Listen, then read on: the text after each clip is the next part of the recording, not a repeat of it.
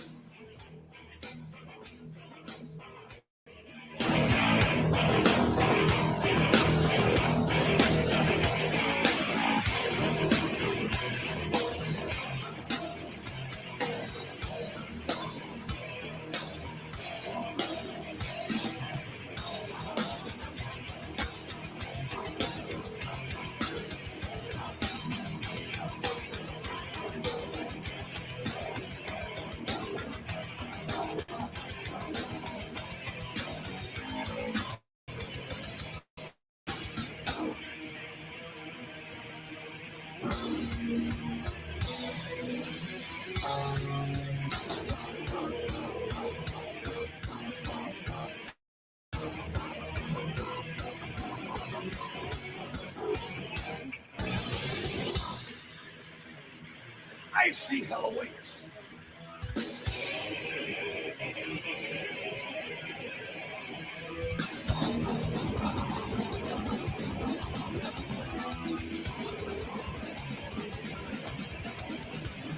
It's the sound of descent, the prison of hell. Who's it about you? A power of hell. Inside in sleeves who knife and show. I leave the kill inside the killer and cologne. It's in our wing as you see. It's my veins if I leave. I take it off to the grave! Each soul cannot be saved. This might will pull out his wicked body. Look around, you gotta feel the same for the eternity.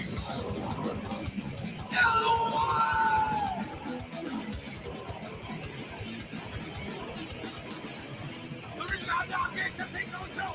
The bit of 12, the bit of in a row. Little children over 9% we still. Believe in the very whole that lives with control. Beats and things to take a star. Beats in the answer, watch the fall. Time to go down to you.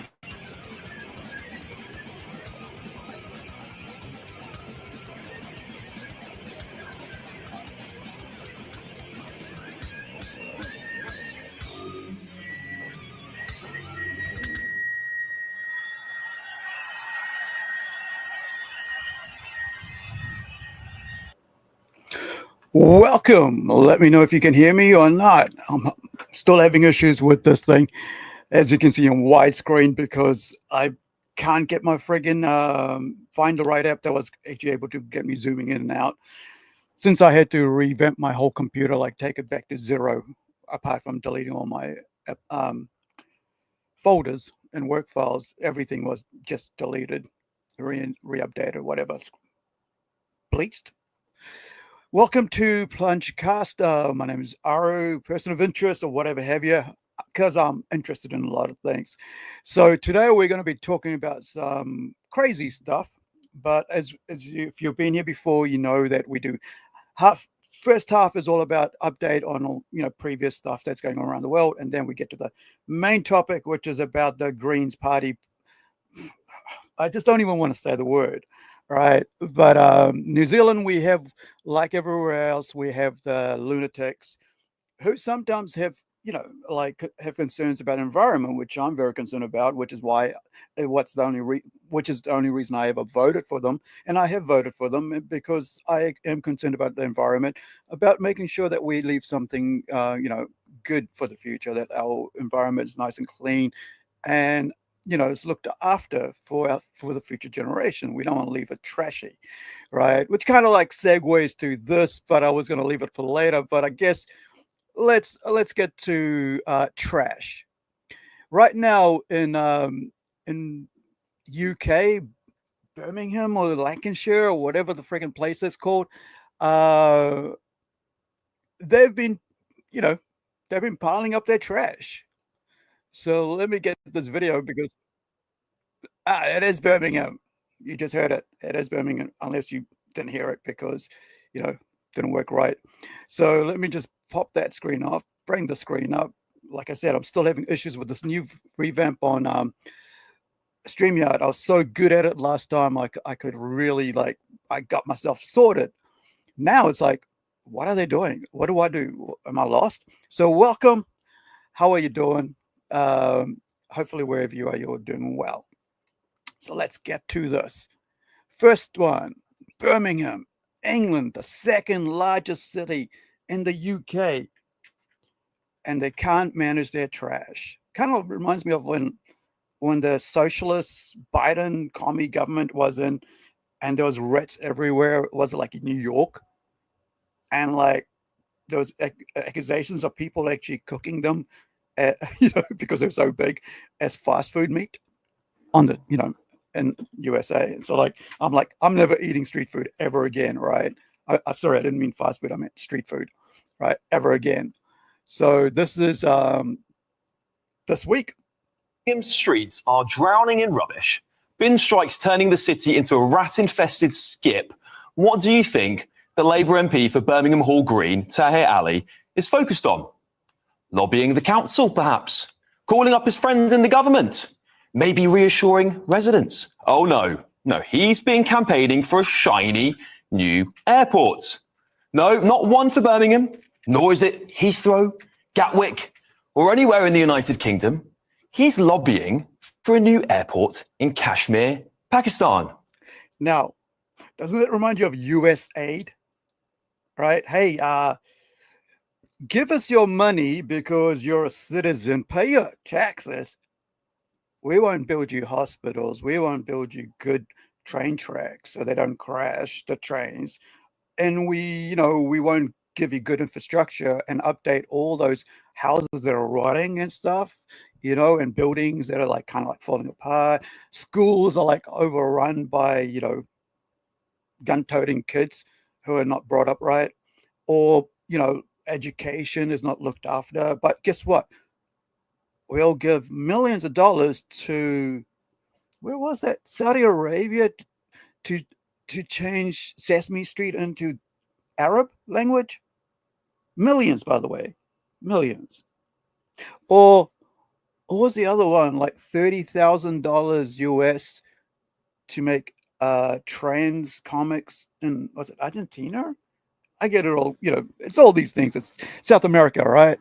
So that's US dollars. Now, Pakis, right? Pakistanis, Paki for sure. They kind of think it's like a slur, but hey, they call each other Pakis as well. So, but Pakistanis, right, who have become leaders in a foreign country, who have been raised in a foreign country, are reaping the rewards of living in that foreign country, are calling for aid as leaders using their people's citizens' money, right, for somebody else's country to be built up, not the trash on their street.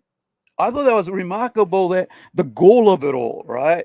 So you got this Muslim, right, who's in leadership, right, now decides that, okay, you know, my streets are running red. Well, let it do it. Let it do it. Let there be trash everywhere. Let it stink up and stop money from coming in from tourism to help the economy. No. Well, screw that. Let's build one. Let's lobby our government, right? Downing Street, what have you, with the socialist government, and get them to help build an airport there. Not something for our community, but or our city, right? The second largest in UK, next to London, right? If I remember right. And so, but yeah, we're going to do that there, right? It's like this is the brain deadness of leftists, and not only that, some immigrants. I have a problem with immigrants who think like this. I'm an immigrant. Like, I've been in New Zealand for like about 45? Yeah, 45 years. We ourselves, our family, like there's a trust that we have set up that our family helps the village that we come from in Fiji. That's a private thing. It's a private thing that they do, right? I actually did design the logo for the actual trust way back like about 2010 or something like that. And just, yeah, I said, here's a logo, you know, here's a little emblem to use, and they've used it in many things. I've actually been at events where I've face painted to raise funds for a couple, $1 or $2, depending on how it is. I remember doing the Ultimate Warrior on this big Moari dude. He goes, bro, can you do the Ultimate Warrior? I goes, yeah, I remember it. I'm a wrestling fan. So I go, okay, let me just make sure I got this right. So look up on, my cousin, actually my sister-in-law, who was sitting next to me, married to my third brother down. Actually, no, my middle brother, and they live in Aussie now. So she goes, oh, let me look it up. Okay, so she's holding up her phone while I'm painting on him. So that's a private thing, right? That people privately do to a thing. That's fine. But when a government minister or a mayor or MP does that, lobbies for some other country, well, you're a freaking traitor, because you're not using your own money. You're using somebody else's money that people pay into their taxes to help their community. They're not paying you money to send it overseas. They're not put you in charge. They didn't vote for you to be there as a mayor or whatever have you, or government, to then help somebody else over there. No, you're supposed to look after your own country. They come second. This is the other thing I think I find really terrible about New Zealand, in a sense. I was thinking about this, is that is when it comes to immigrants, right? And like I said, I'm an immigrant. So as an immigrant, right, I think about this a lot. Right, what's good for me to think about when to help other people, and what's good to me to help out my nation, my home, New Zealand, right, and my city. And so when it comes to, it's like, well, my first port of call is our country. I'm a nationalized or naturalized Kiwi, right? And so therefore that comes number one, top of my list. Everybody else comes second. Fiji might come like second, and then whoever else, but always New Zealand will be where I call home, right? So where I call home, that's where I lay my head. Like, reminds me of that song, from Metallica, right? Wherever I may roam, I'm always going to come home to New Zealand, right? It's all my first home. So that's how I think anybody who's naturalized should think about that when they move overseas as a migrant, because your mind should be like, okay, I've come over here, and yeah, sure, I like to help my family, but I'm not going to lobby my government to help my family over there. I'm going to try to do it myself, or I'm going to get together with my people and try to do that. But firstly, number one call is, how do I help where I live now? Because this place has helped me really much. And obviously, any migrant who doesn't think that way, well, what the hell are you doing there? Go home. Go back to your family, back wherever you came from, because you're not doing anything good mentally for the people here, because you're always thinking there. It's like having like they say about having a foot on each boat, like having or on a wharf, right? You got a foot on the boat and then you got a foot on a wharf, and it falls apart and you're going to fall flat on your face. So you got to decide who's your master, right? Is the country that you moved to, you call new home now, as your master, or the other one, right? So I found this really, I always think about this, and I always think like, well, it's got to be, number one, it's got to be where I live, where my feet is right now, and where I've spent 40 years of my life, right? 45. So, it's like some people haven't even, been born in New Zealand that long, right? So I always find it funny sometimes when people go, oh, go back to your country. I'm like, how old are you? That sort of thing. It's funny because people don't understand how life works. But also, I think a lot of migrants don't understand how life works, that you got to let go of the other, right? It's like being married, right? You leave your family to be with your wife or your husband, right? You don't like live, it's sometimes when you're living there, like really think about it. If you're married and you're living in the pockets of your wife's family or your family, one of you is going to have issue with that family, right? Because then it becomes a problem. Anyway, so let's get back to this dude. Yep, you heard that right. Not a peep so far about the filth piling up in his own constituency, but he's all fired up for a runway in Pakistan. 3 hours drive to the nearest airport. Over there, he moans. Meanwhile, his constituents are wading through trash to get to the bus stop. This is a Labour MP so out of touch, in my opinion, he's practically on another continent already. And it's not just Tahir Ali. 20 MPs, including the likes of Stella Creasy MP, Adnan Hussain MP, Zara Sultana MP, all signed a letter begging for this Pakistani airport in Mirpur. Guess what, though? Some of them voted against the Heathrow expansion back in 2018, and those that weren't elected were more than happy to write social media posts criticising the policy. It's utter hypocrisy. And Birmingham's a complete mess, isn't it? There's mountains of rubbish with rats feasting on them like it's a buffet. And yet, Tahir Ali is more concerned about building an airport 5,000 miles away. His constituents can't get their bins emptied, but he's concerned about flight times in Kashmir. Okay, so with that, and keep that in mind, I want to bring up this Pakistani lady who's a UK citizen and raised there, right? Because her family moved there from Pakistan. Now, this is her talking about it.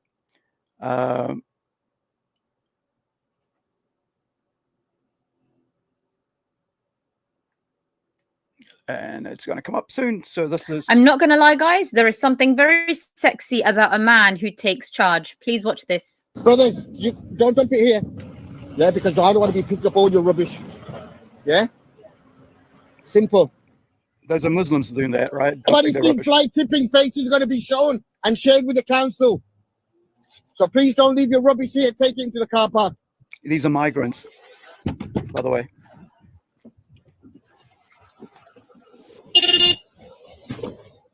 Customer, I see tu sangat gantu kena seni ate. Lekin tu si jauh na utai laki jauh naki. Utai laki jauh naki. He's telling her off. I can understand some of it. Pakistan can be. She's like, you can see he's like, you can see I'm like cleaning this up. Why are you dumping your rubbish out here? Right? Yeah. Telling him you will be reported. Pick it up ASAP, right? So like, yeah. They're like dumping their rubbish on the street rather than basically putting their car and taking it to tip. These are the people that voted for Tahir Ali. Who's it? Anaki. Anaki Chuko. It's my builders in Tottenham Road, bro.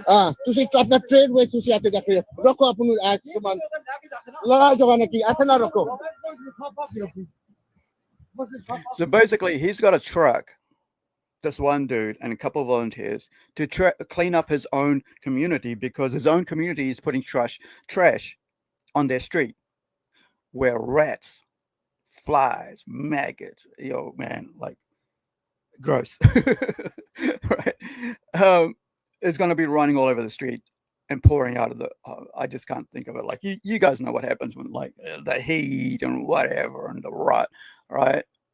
It piles up for a week and you take it out and it's like, oh, just think, right? And yet while he's cleaning up, other people are just dumping it on there anyway.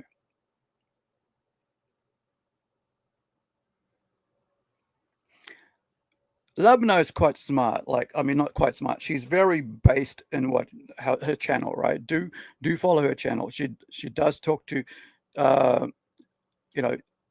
she does a live one-on-one interview type things. She's really, if you really want to see, something that's really going on in the Muslim community, especially with migrants from, Middle East and stuff, and even India, right? And she has them on and they have like panels where they talk about the issues in their own community, right?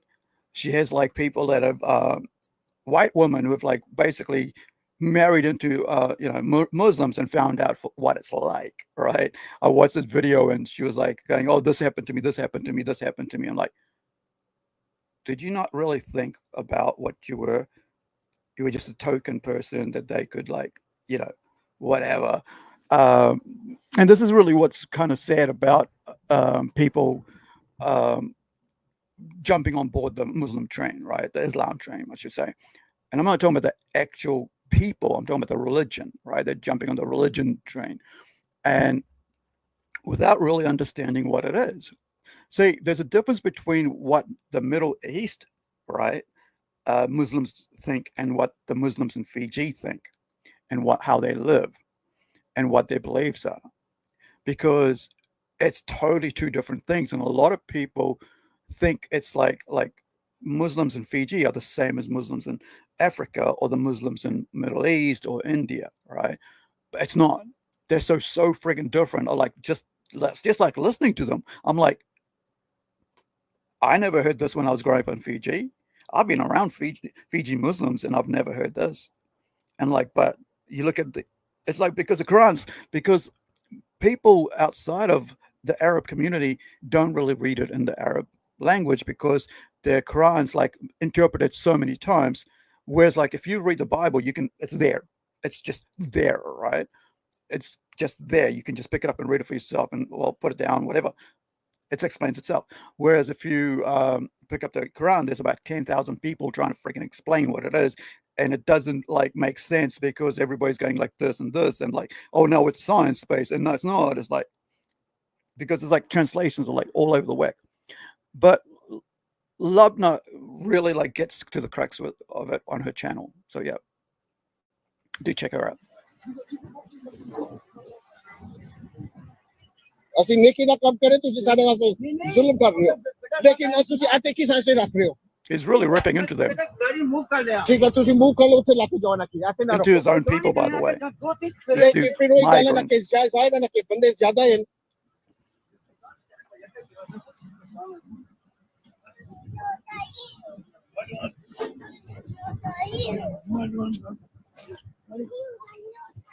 Not taking no shit today, guys. I tried to find this video. I just couldn't find it. I was looking for it because so I could show it on its own, right?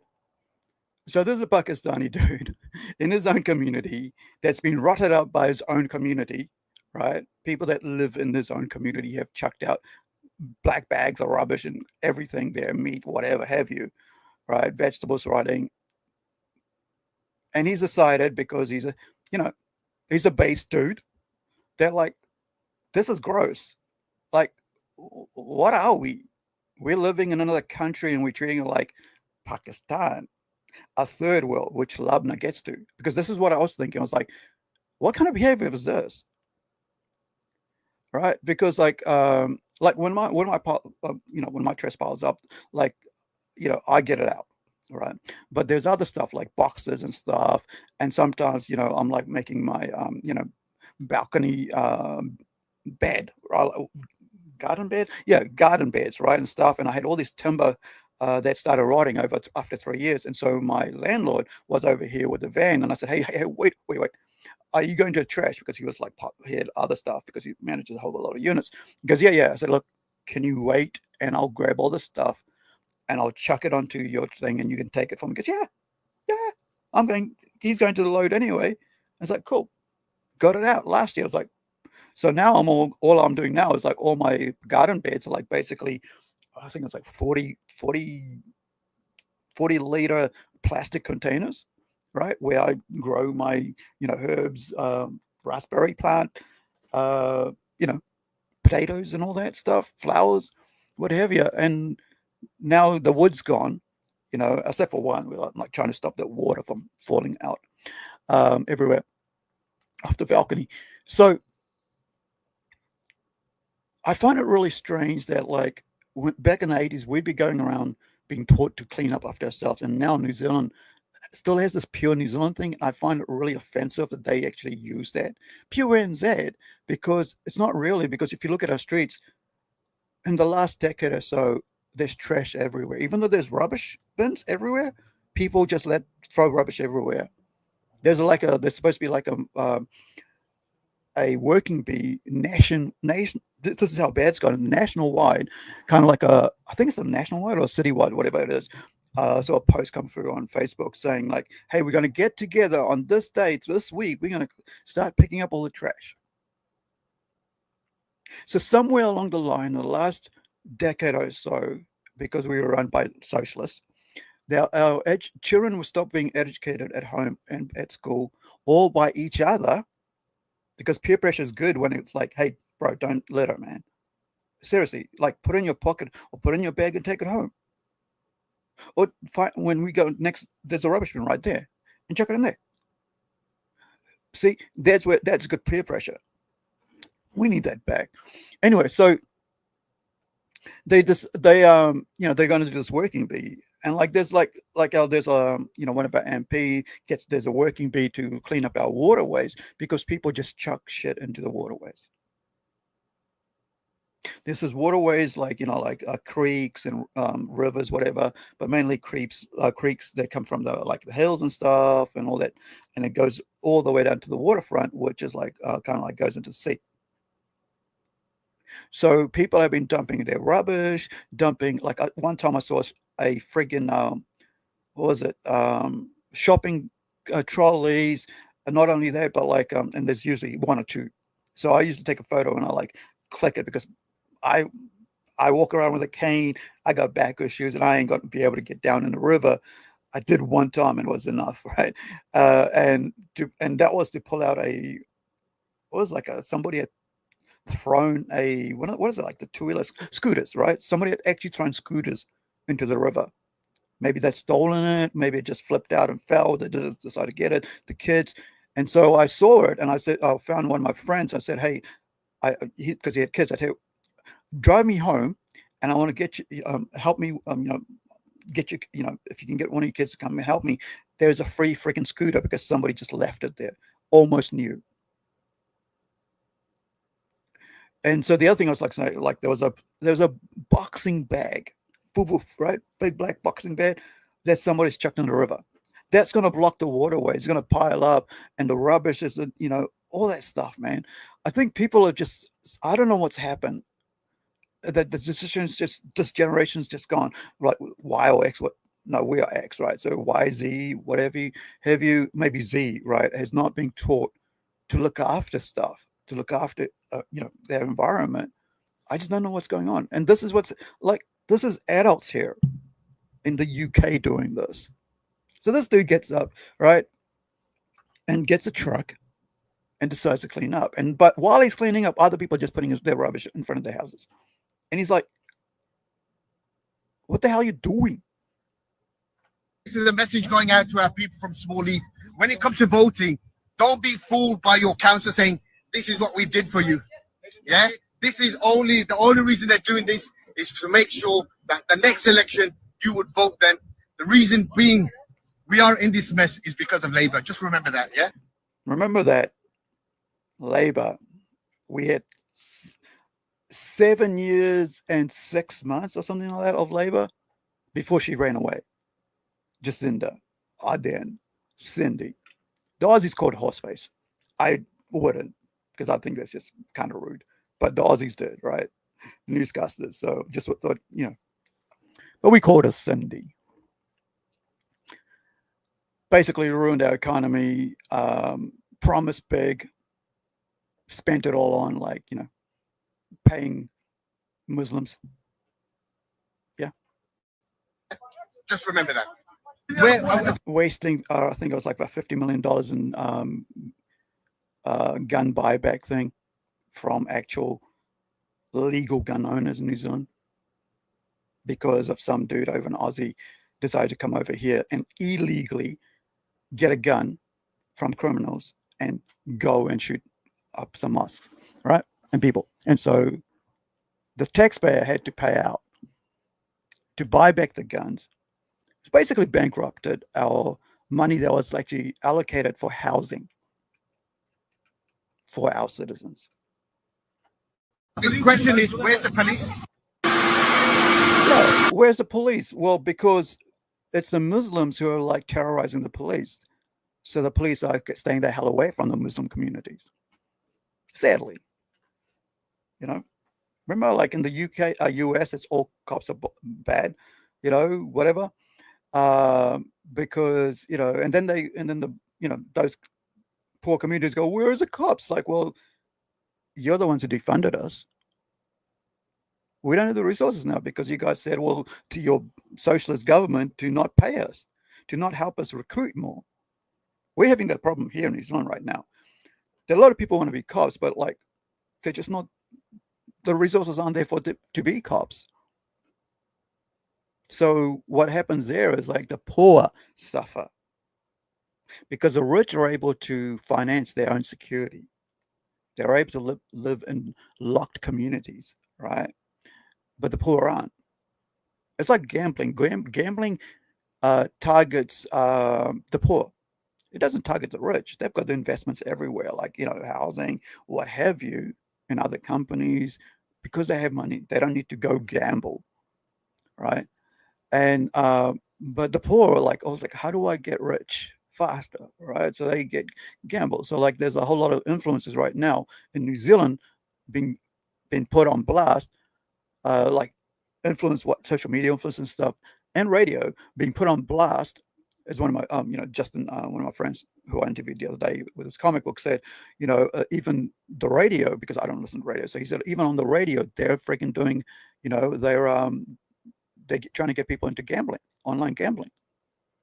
It's the poor that suffer. So you get caught up in that. And I used to gamble as well. So I know what it's like.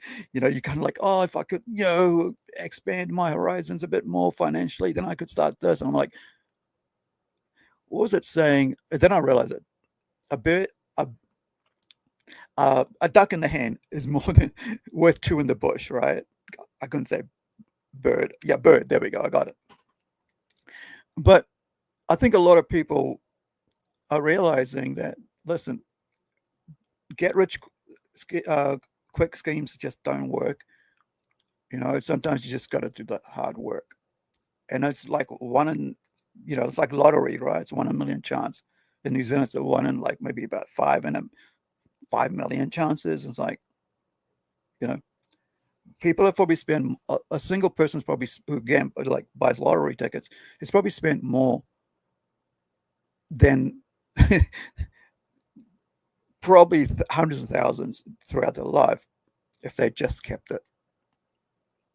If I go to the pokies, whatever they call them. I don't know what you guys call it in America, the coin machines. If I do it, it's once a month or maybe once 6 months or something like that. And I know that I have the money to do it. And I don't, I can just go, that's my entertainment money. Instead of going to the movies or whatever, that's what that is. But then people get into the habit of just sitting there and going like that all day long. And it ruins you. You're mentally then you wake up at night and you go ching ching ching ching, and the sounds they make, and you're thinking, And it's like addiction, and that's what addiction is, when you're always thinking about something, right? And gambling, like, it just sucks that like influencers are doing that now. And these are community members, volunteers, helping to clear the rubbish. A big thank you to all the volunteers. Thank you. The community has come out to make sure that we can try and keep this civil. Look at the rubbish here. Look at the rubbish there. If it wasn't for people like us. Look at this. This is his own community, by the way. People like us, right? He's talking about him, the volunteers, a handful of volunteers he's got. But it's his community. This is his Muslim community, his migrant community that's doing this. Let me just turn this down. We'll play this through until I get to show you where the piles are. Look at that.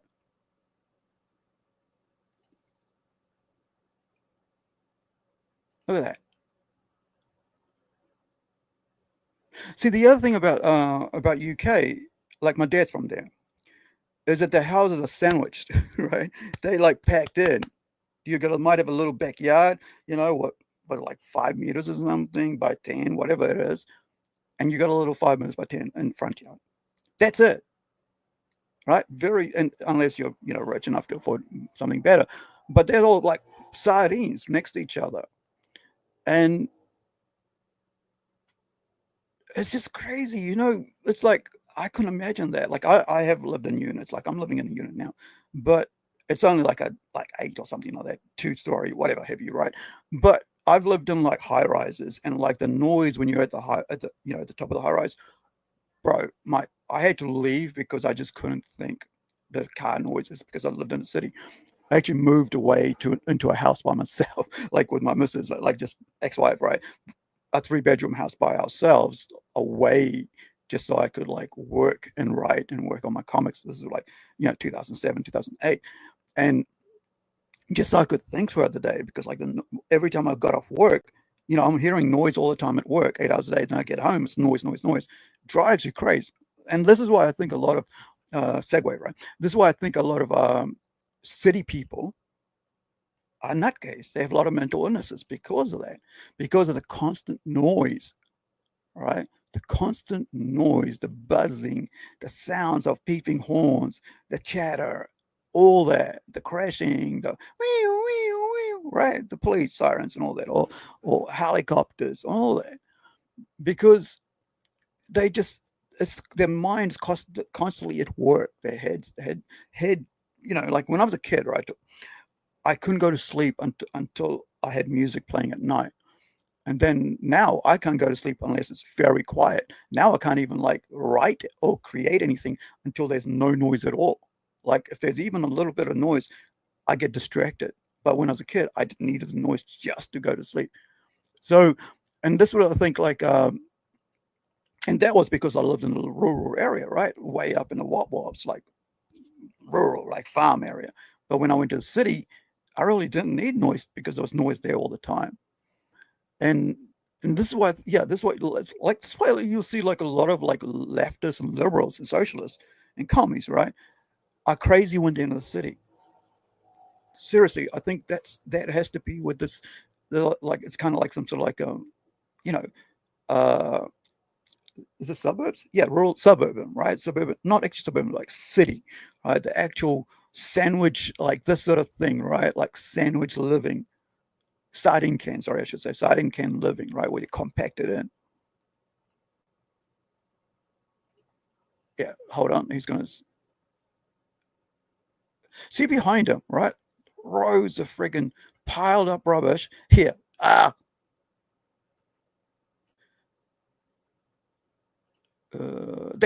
Damn it. Oh, we'll see it again, I'm sure. But like there, he did it again, right? So there, look at that. Oh, here it comes. There. But look at that. It's like, it's at least 4 meters by what? Maybe 3 meter high pile. Right? It's about this long here. So it's maybe 4 meters. It's the size of my room.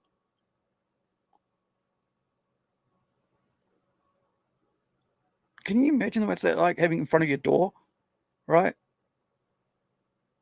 I'm in front of your friends, like, front yard. If it wasn't for people like us, it would be a lot worse than this.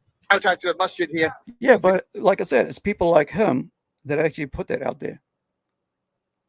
Rather than driving the tip or doing a carpool, go, hey man, like what he's done. Hey, let's get a truck and let's just go every week, take this crap there instead of like leaving it in our front yard. The dogs, if somebody's got a dog, cats. Somebody was saying like there were so many rats that the cats were running away from them because the cats were scared. You've seen like how like you get one animal and there's a hyena and there's a pile of them, like wolves, right? There's nothing you can do. So the cat's like that. It's like, okay, I'm just gonna get out of here, boys. Like, yeah, you just eat all you want. Facilitating it, but got a lot calmer. But now our local councillors come out. Yeah, so he's raging and because he's cleaning and he's getting tired of his own people, right? Arabs, Pakistanis, whatever have you, piling rubbish up on their own front yard. And then, like, the word gets out, oh, the council finds out, oh, look, let's go get involved. And then the council will go, oh, yeah, we turned up and did something. And now, they'll get they'll be in the paper, yeah, we came out to help. And then next round, like, which is what he just said earlier, which was like, it'll be in the news as the council was doing this, so next time vote. And this is how socialists work. This is how Labour, New Zealand, Labour worldwide, Australia, UK, whatever, wherever there's a Labour Party, they have the same mindset. It's all about being seen. It's about virtue signaling, right?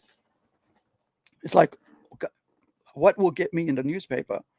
Whereas, like, if you're, using to coin an American term, conservative, which basically for us is just a regular Kiwi, right? Regular bloke. You just get in there and do the work. You just like him. Oh, there's rubbish there. Okay. Hey, bro, dude, we need to clean up. Can we just get it done? Okay. Call up the voice. Reminds me of the thing like back in, what was like Budweiser or something? Was a pizza. What's that ad? Just take the credit. Big up to this brother here for the overflow car park and the British Bakdoon House.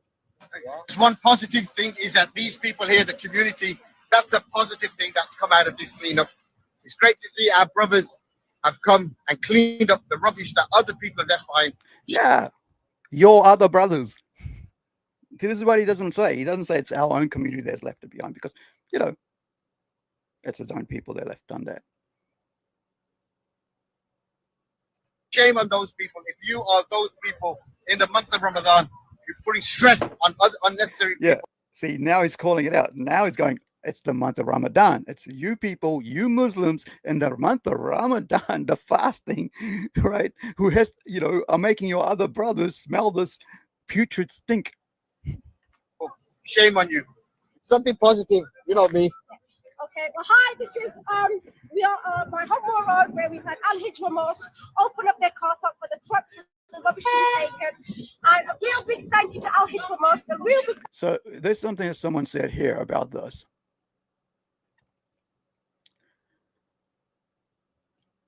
So he goes, I can see that they're dumping their rubbish outside church. I bet they wouldn't dare dump the rubbish outside a mosque. Right? Dumping it outside a church. And then, like I was saying about this dude here, right? Unfortunately, guys like him are very rare. I guess it's very rare over there, whereas in New Zealand it isn't, because our boys will just, we'll just call up each other and go, hey. Because if we weren't able to call each other and go, hey, we need to solve a problem, then we wouldn't be friends. Because that's the whole point of being friends. It's like, got a problem, let's fix it together.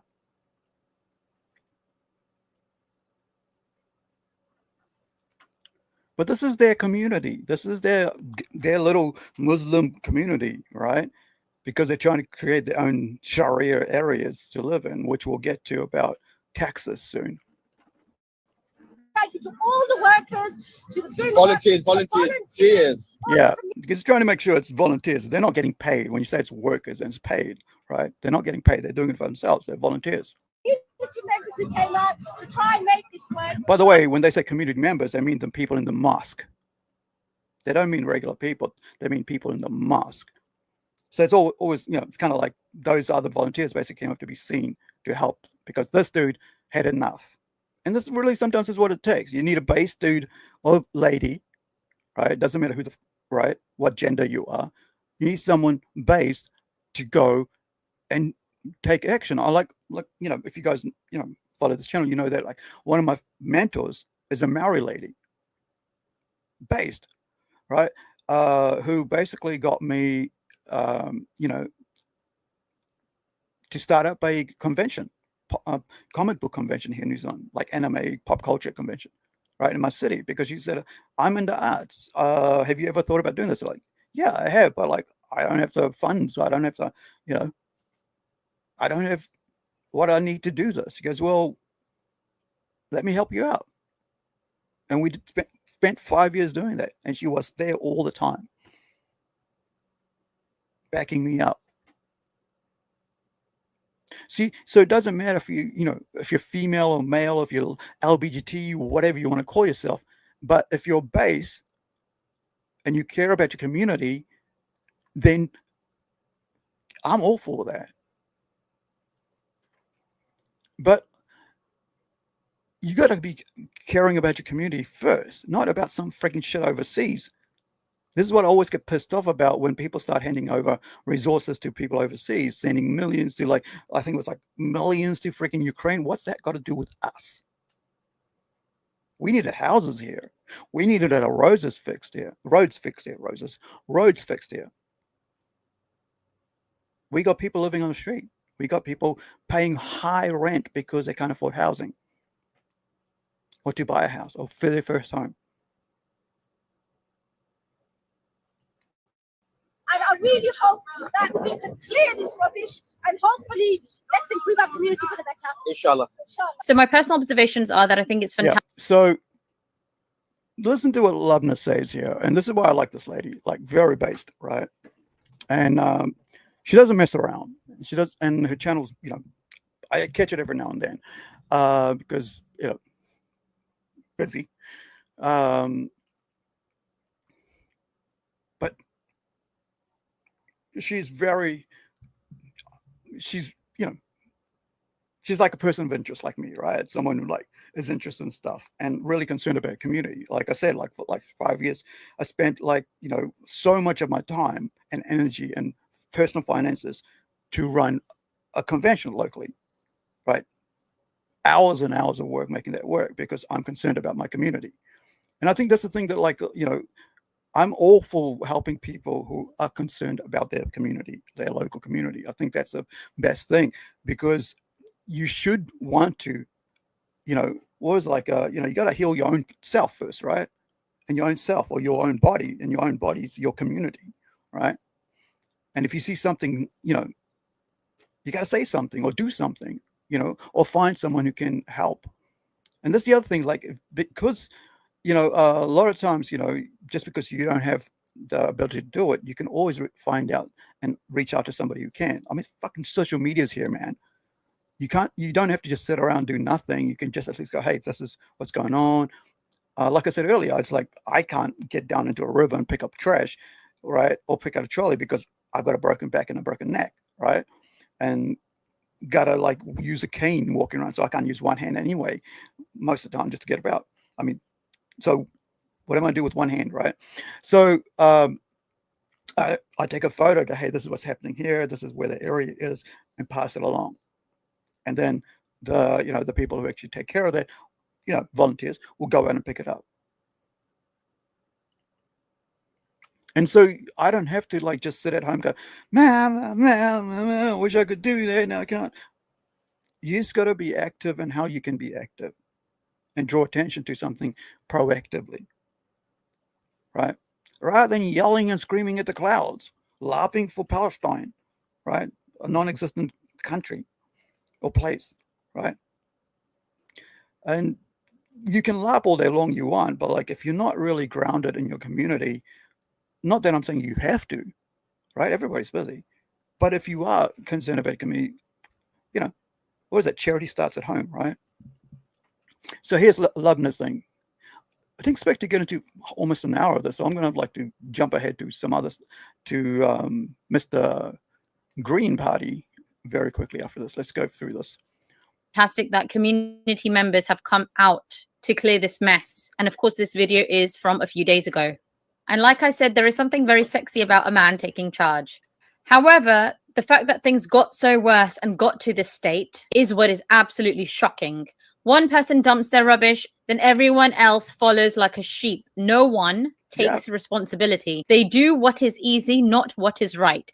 And I keep banging on about this on my channel, that I personally try to do what is right and not what is easy when the two are conflicting. Sadly, a lot of people have bought these behaviors from the country that they have come from. So like I've said a million times before, my parents were born in Pakistan and I have visited Pakistan several times as a child, and this is the general behavior of people there. They are used to littering everywhere. The behavior of a lot of people from third world countries. Also India. All right. Is absolutely shocking. Now, what these people need to realize is that this is, well, I thought was supposed to be a first world. Also spitting. Like usually I'm like, if I got to turn my head because, you know, you can't carry the spit in your mouth because you touch, you know, it's gross. So I'm always like, okay, where's some grass or something, right? So it'll soak in, you know. But like you just see people like foreigners like just spit everywhere. I hate that people spitting, man. It's such a disgusting, gross behavior. And I understand like overseas because of their friggin' what is like the dust in the air and all that. They're so used to doing it all the time. So everybody does it. But our air's not like that here, you know. World country. But if you're going to bring the same habits here in a first world country, you will then turn this into a third world country. The reason why this country works is because people are making it work. If you bring the wrong behavior, the wrong attitudes, you can very easily undo all the hard work that's gone into building and running this country. Please do not ruin it for yourself and do not ruin it for others. She's talking about UK, but I'm talking about everywhere. I'm talking about New Zealand, I'm talking about Australia, and you're going to see this happening more and more, trashy behavior, because you're opening your doors to migrants who just they're not high value. Let me just say that, right? Or they don't want to become high value. They want to keep their wretched behavior and bring it overseas. And it's quite sad. Because why, you know, move where you are, like raise yourself above yourself, right? Above everybody else, like so that you're better, right? It's kind of like go back to, you know, my brain just went back to, you know, crabs in a bucket thing, right? Rather than like you rising up, people are pulling you down because your own community is going to pull you down, right? So you got to be able to be strong enough to get away from that, you know, in your head and you mentally go, no, I'm not going to be that trashy person. I'm not going to be that ratchet person, right? Dropping rubbish everywhere, throwing it out my car window. Because the worst thing I see in New Zealand is people throwing trash out their car window. Because that just ends up on all along the road. And when people come to New Zealand and go, well, what a ratchet place. They sold me a lie. They said, this is clean green. Pure New Zealand, right? Hobbiton's look, it's so beautiful green. I'm like, when they just drive along the road with their, like, you know, like their hire cars and whatever, camper vans, and they say, mentally they'll have a note, geez, like, let's make sure we just go to the tourist places. It's the same when I go to Fiji. People do the same thing there. That's why I can say, like, that sort of attitude is coming to New Zealand, right? And like, you know, in the 80s when we were at school, like I was like maybe about 14, 15, it's like 30 years ago or whatever, and we were given these little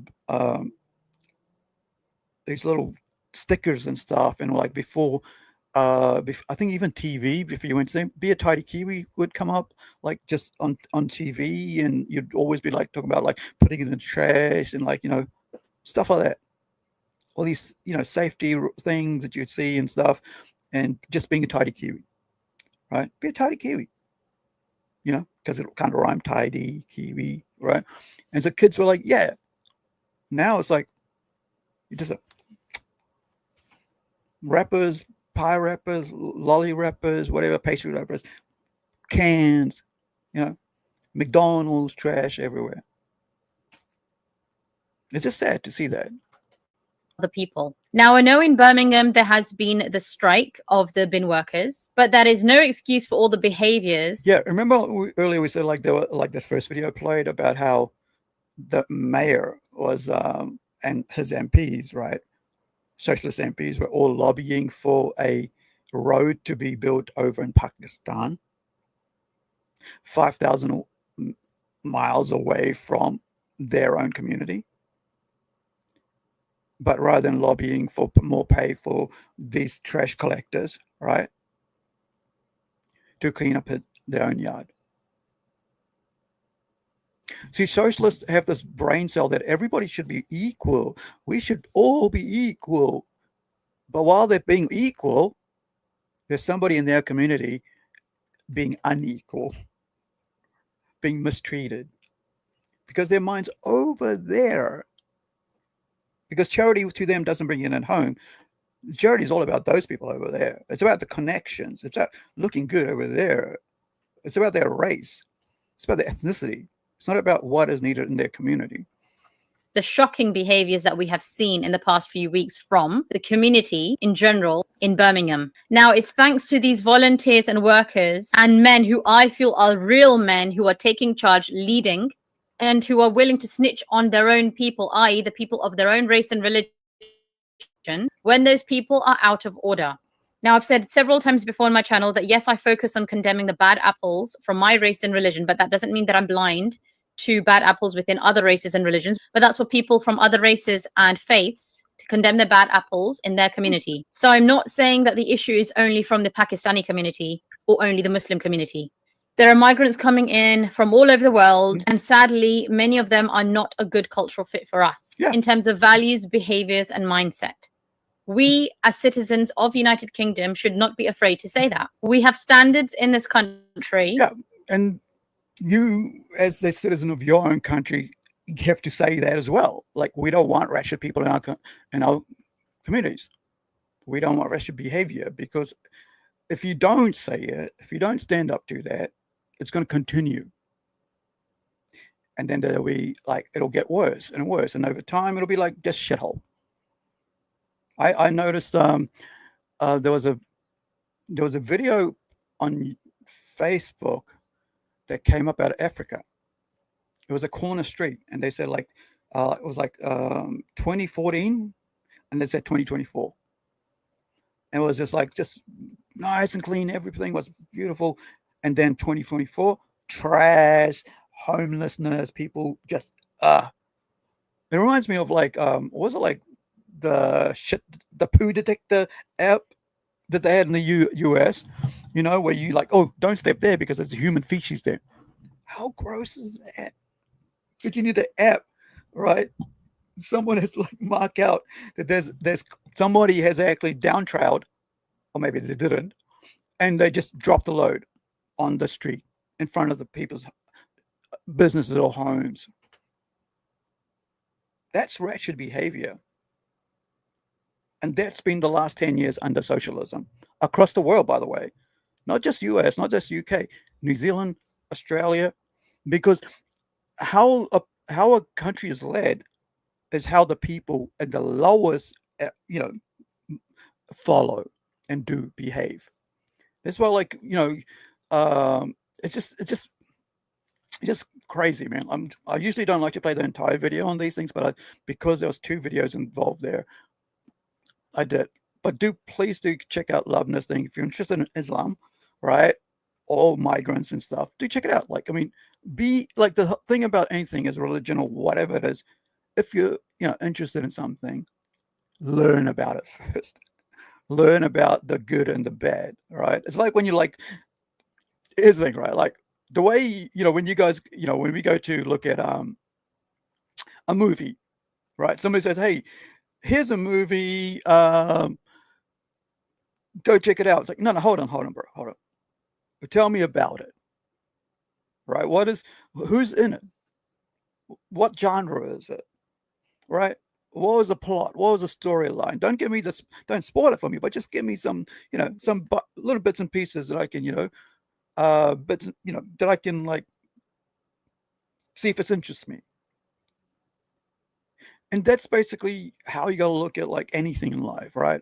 Learn about it, before you jump head, was like head first into it. Now, I wanted to. I did want to. I had there's about 40 videos, like links here that I wanted to play, and actually newspaper links as well. But I think we're already 1 hour into this, so let's do a quick jump ahead, right? And let's get to this. Talking about migrants.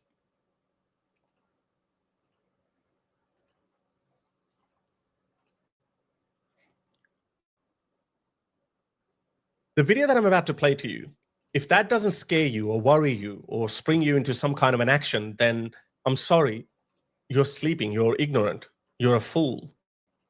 You don't have to look around much to see how screwed pretty much every Western country is right now. Most people have this status quo bias where they think that there are always some things that are good in your society, there are always some things that are bad in your society, but in the end, everything balances itself out. Nothing could be further from the truth. When you zoom out and break down your society into decades, then you realize that each decade is worth. That's why I said, like, I don't know what's happened in the last decade or this last generation, because I know now in my generation, if you dropped a litter, or if you did something, somebody will help pull you out. I remember I got in trouble for stealing. My dad got to me, man, like cereal, right? And it was just a cow, but I learned, no, you're not doing that shit around here, mate, because it looks bad on me as a parent. And this is what I think a lot of time now parents don't realize is that, or don't care what they look like when their kids do something bad. Oh, it's funny, look. It's like my brain keeps going back to that little kid, the little black kid they did a video of in America, and he's swearing like an adult. Actually, I wouldn't say adult. They used to say like a port worker, like a shipyard, or no, like a sailor, like swore like a sailor to cops. His parents raised him with no respect for authority or adults. He's going to grow up as a criminal. He'll probably end up in jail or dead because those parents don't give a shit. And I see a lot around in our community as well. Right? And like I've said before, like I was no saint, and I'm still no saint, but I was pulled up. Right? When I was found out, I was pulled up. Now nobody pulls anybody out. And so kids just behave the way they want. So this is pro-Palestine refugee shocks Australia. And this will be the last video, and then we'll jump on to the main thing. Worse than the one before it. And that's what we're seeing in Australia. Britain, I'm sorry to say, is... Let me just pop forward. And by the way, look, this is Harris Sultan, right? It's not a white dude talking about this yet. Because when we darkies get to, ethnic people get to say stuff, then people can't call us racist, though they try, when we talk about our own communities. But if we say this, if I was white and saying the same thing, dude, I'll be painted a racist. Oh, right wing supremacist. But when you say it as a dark person, right, what you see happening, then people kind of give you a leeway. So I don't kind of like that take, what is that called? I take that responsibility very seriously. That because of my skin color, right, and because of my status and wherever I am in my community, if I say it, I get a pass. And so I'm going to use that pass right? To say the shit I need to say that people can't say because of their skin color or their ethnicity. So let me put Haresh. I know you guys think it's Harris, but it's Haresh. It's Indian. Now let me just fast forward this a bit because we're going to do like 1.5. Let's try that. It's too far gone. I genuinely have lost all hope. I think even if a really, really far right-wing party comes to Britain, even in that case, they wouldn't be able to reclaim Britain through peaceful means. And I don't want to have anything to do with it. But as I've always said, whatever happens in England ends up happening in Australia. And things are deteriorating in Australia faster than I had ever anticipated. Yeah. Just in the last 3 years, in the post-COVID world, which was not a long time ago, things are visibly changing in Australia. I can see gangs of Indian men, Afghan men, just roaming around the streets where I had never seen them before. Now, I'm not saying I have witnessed them misbehaving yet, but we all know what happens when young fighting-age men come to... But they did a couple of years ago. An entire gang of Somali refugee teenagers basically beat the shit out of this 16-year-old girl's birthday party. I think it was in Sydney. I remember it very well. I think it was like 2016, maybe 2018, right? And they just waited for the people to come out and steal the presents they were giving to her, right? And then they beat up all the boys, and like girls were so frightened and stuff. Like these are teenage girls, high school girls, 16, 14, 15, 18, maybe not 18. These are younger, so 17, right? They set upon them. They were like hiding in the bushes. And like 11 o'clock at night, and they just basically waited for them to come out and boom. And that made me really think, shit, I don't want those sort of refugees in New Zealand. That's wretched behavior. You get given free housing, you get given free clothes, you probably get grocery bills paid, you get your all your bills paid because you're a refugee, right? You get more rights and more funding for your thing than a local citizen who's trying to get a house, who's trying to get rent paid. But no, because you're a refugee, you gotta, you jump ahead. You bypass all the hurdles before anybody locally can get it or get access to it, and you just get there because refugee. But really, it's economy refugees, right? They're not actually refugees of anything. They just want to get here because, hey, it's a better life. But they bring their wretched behavior. I mean, like, they get housing paid for, their rent paid for. They bring their 4 or 5 children along.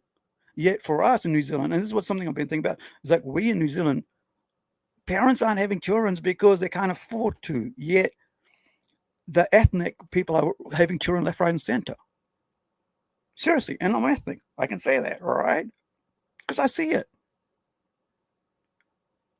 It's really weird to see foreigners have lots of kids and seeing our local community struggling to like feed their kids. We had to do a lunch program. When I was a kid, there was no such thing as a lunch program. Mum, like, hey, loaf of bread there, make yourself sandwiches. There's some ham, there's some cheese. What do you feel like eating today? Wrap it all up. Here's a zippy bag, whatever. Wrap it on paper, lunch paper. There's your lunch box. Here's some apple, banana. Now, the government has to provide a lunch thing. And then we had this huge thing because of like the outsourced, not outsourced, they contracted these people to do it, and they did shitty jobs. And now it's the government's fault that this person that won the contract did cheap crap. Rather than saying, hey, the government did their job, but these guys who made these food put crap food out for our kids. Rather than holding those accountable, no, we're going to hold the government accountable, right? And so now parents, it's freaking expensive to live in New Zealand, right? Groceries are expensive. So rather than what they should have done was just basically, my idea would have been like, hey, here's a voucher per week for your kids. not to be like it's got it written on there legally, not to be shared for anything else but lunch food, and the kids can have that.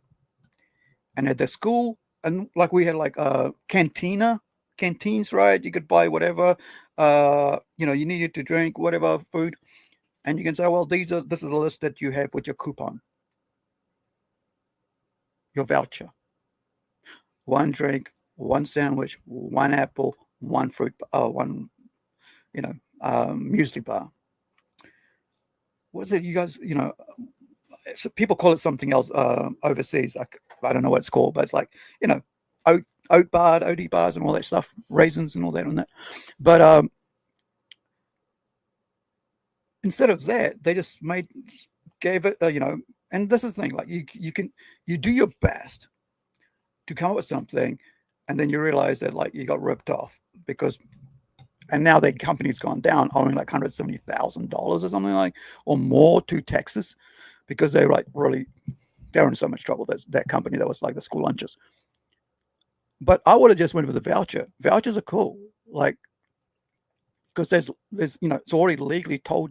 You're told at the what you can get and what you can't, and so you can't go buy something else with it. But yeah, I just wherever you have like a huge group of wretched people, you are going to have problems. Western countries, and they're unsupervised.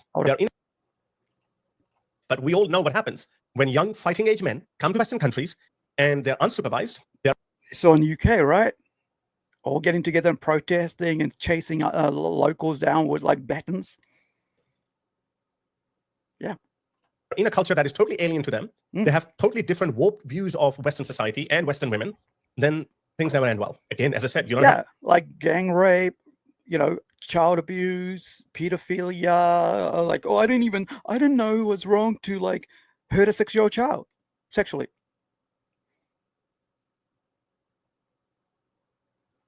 Oh, in my country, you're not in your country. Have to look far, just look at what's happening in Britain. So let me give you some statistics before I go further. So in the post-COVID world, in 2023, 2024 alone, Australia took in 20,000 legal refugees. So they came in as asylum seekers and Australia approved their application. So that's 20,000. So in other words, since COVID, Australia has taken tens of thousands of people from cultures that share nothing with Australian culture. Who are these people? They're mostly from Iraq, Myanmar. And that's the problem. Like I said in the last stream when we were talking about Africa, Africa should be people should be taking in white Africans, Afrikaans, as they're known, Asians from Africa, and East Indians, and not Africans, unless they're business people or they're educated. That's it. That's it. No refugees, anything like shit like that. Just those people. Because those are people that most at harm in Africa right now. Right? You shouldn't be taking in Asians because there's enough going on in Asia for them to live there and do their stuff. Their countries, you don't take. The other thing I have a problem with, like migrants, is like taking brains away from their own countries. So the other thing is, like, if you're a student and you are, you're coming in and you're educated, right? Go back and help your community. Problem is, like, you don't get paid the same, right? And so people just move on to other countries for that once they've got their skills and stuff. So there is that. I can't hold that against them, but I'm not going to judge anybody for that. But you like I said, raise above your, like the little thing I said about the earlier about the crabs in a bucket. Raise yourself out of that. Yeah, But the whole asylum thing is bullshit now. Seriously, it's like refugees and asylum that should be like cancelled in every Western country right now. Honestly, it just should not exist. I saw like Japan recently taken like about 5,000 from Middle East. It's like, do you actually know that's gonna do to your community, to your country, right? when you take that many people alien to your way of life, to your culture. I've seen what like influencers are just doing over there in Japan right now. Talking of which, Philippines just finally stepped in and got that Russian American dude arrested, who was being a trash. See, you don't have to be a dark-skinned person to be trash. You can still, you can be other ethnicities to be trash. You can be a white person to be trash, right? But yeah, I think governments and countries have to really harden up, as we like to say, like really put their feet down when it comes to like having migrants come into their country, or immigrants, I should say, right? Or migrating to their country from rat shit countries, honestly. And I agree with Trump on that. Like, there are some countries that are rat shit communities, right? People, especially their lower socioeconomic economy level, whatever, who haven't really gotten anywhere in life and haven't really changed their way they think, because mentally it's a lot about mental fortitude, whatever you want to call it, like being able to like change your behavior over time. Like I said, I wasn't a great person when I was a kid. I was very terrible. It took me ages to realize that I was being a wretched behavior. I was hanging out with wretched people, and it took me ages to realize that how I am, or the people I'm around, is what I'm behaving like. And sometimes I think I fall into that sometimes as well, right? Because it's there, it's always there, and you always got to fight yourself to not be that way. Afghanistan, Syria, and Congo. I don't know much about Congo, but there are people coming in from Iraq or Afghanistan and Myanmar. These are not Buddhist people. They are a persecuted Muslim minority called the Rohingya Muslims. So they have been leaving Myanmar in huge numbers. So they are victims. But again, that's not what we're discussing. I'm not making a case whether they are genuine victims or not. I'm making a different case that these people come from cultures that are not compatible with Australian or any other Western country's culture. That's why we are seeing these problems. Just at the start of this year, we had 8 Afghan youth attacking an Aussie lifeguard simply because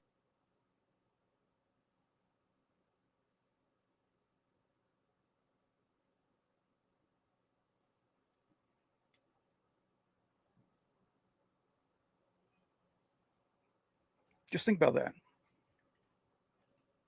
Because they're all gang. They're all gang.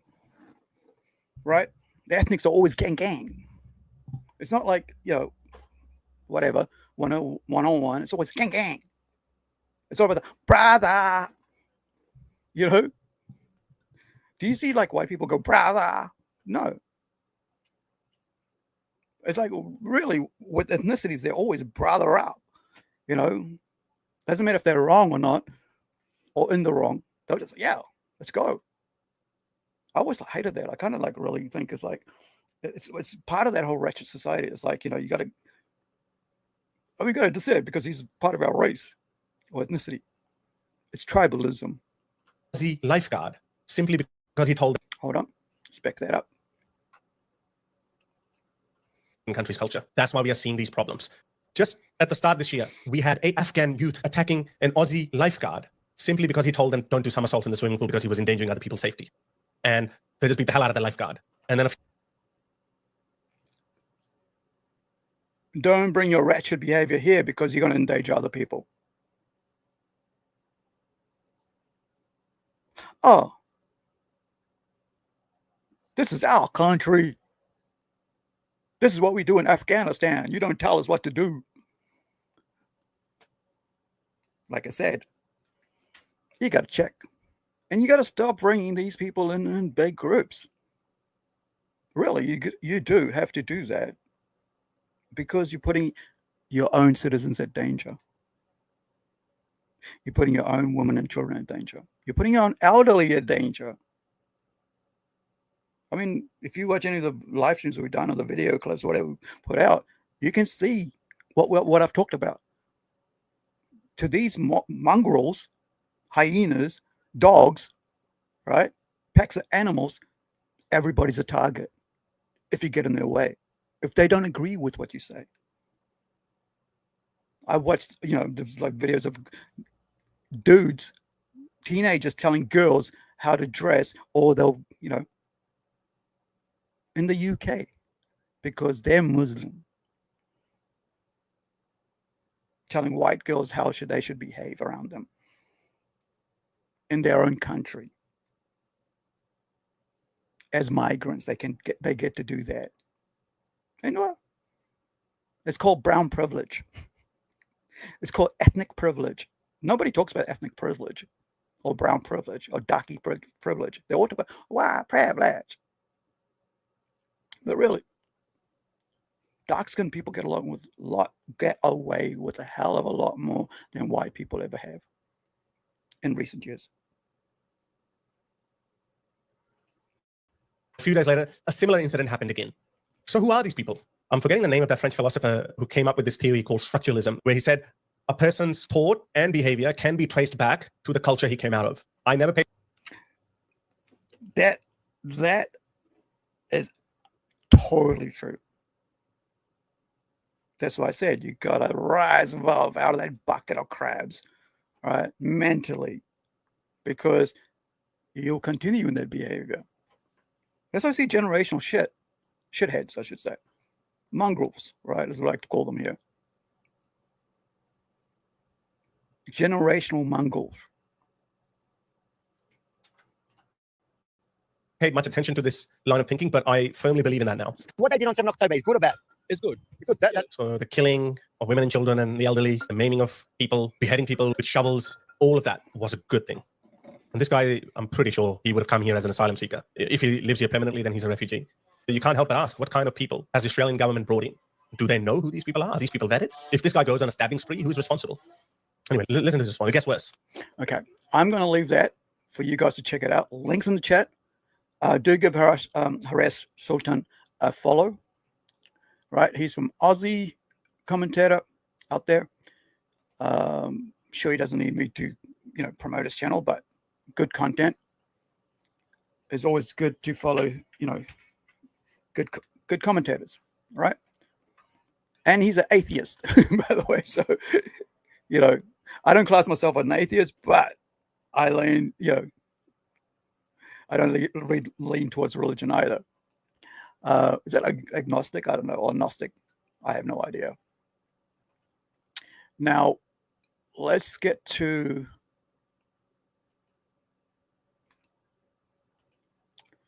excuse me. Present your research, please.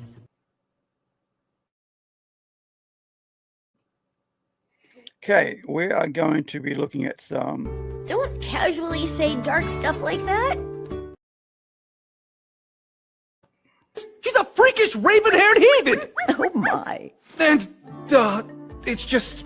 I mean, well, you know. All right. Let me find this. Like I said, I'm still having trouble with this freaking thing. But this is something that, like,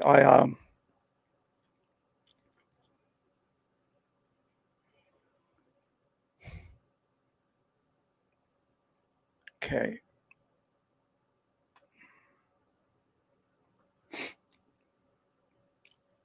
Now, I'm going to try to work through this because there's about 10 short videos and it's not going to,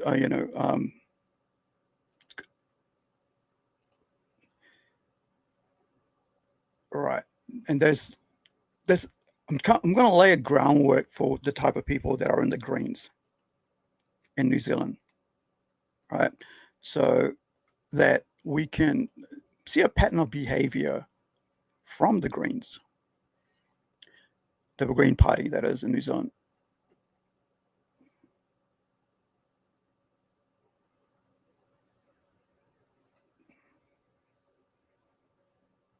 Now, let me make sure I've got everything lined up. Wait, that was the same one. Damn it. Because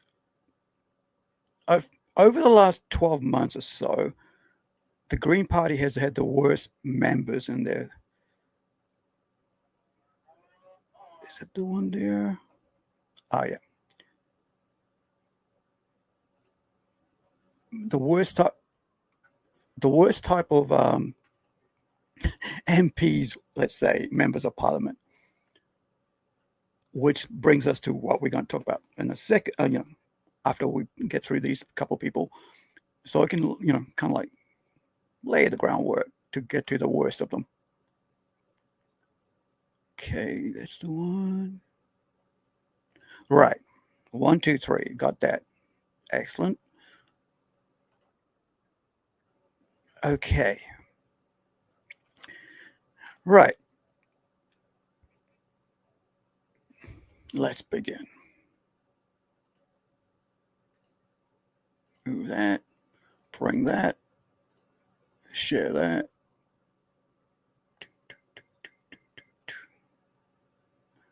Do.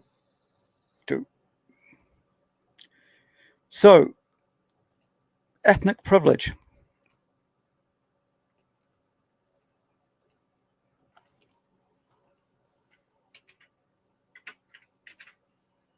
So this is from, I think, so like last year or something. Yeah, a year ago, right? So there's this Green Party member, Golriz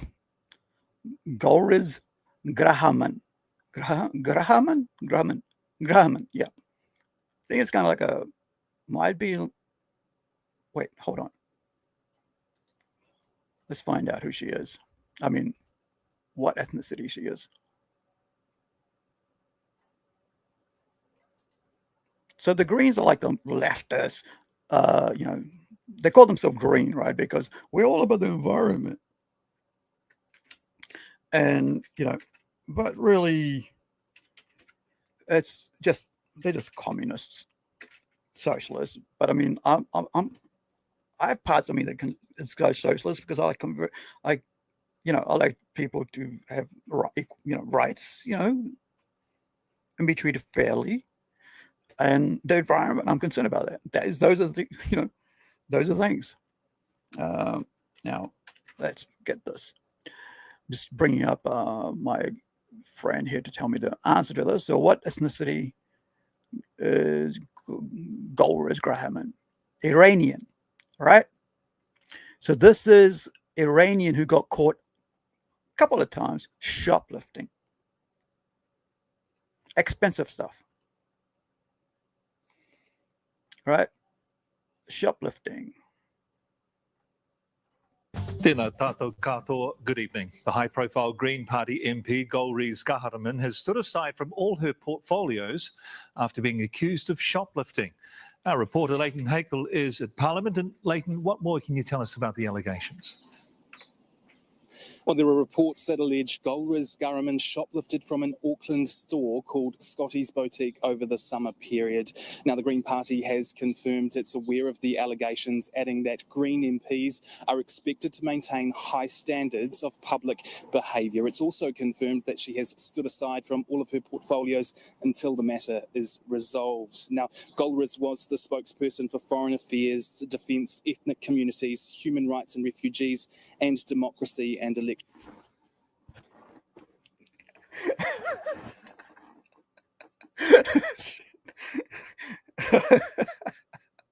Look at her portfolio.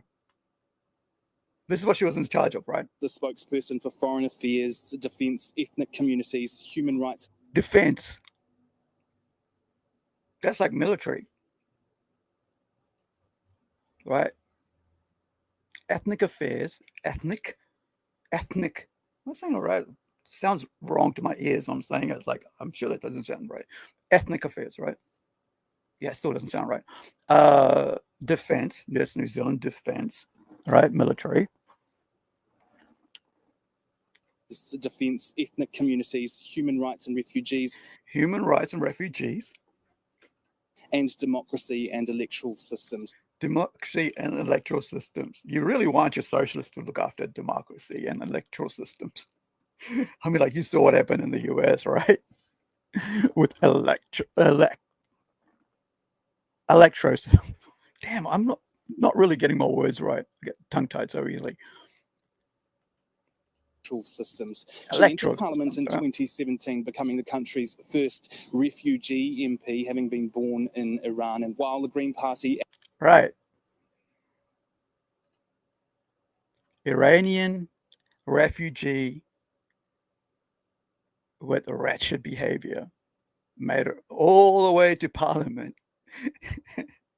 And despite getting that money from the cha-ching-ching from being a parliamentarian, it wasn't enough. So let me see what else I've got. Like, so yeah, give me more background, please.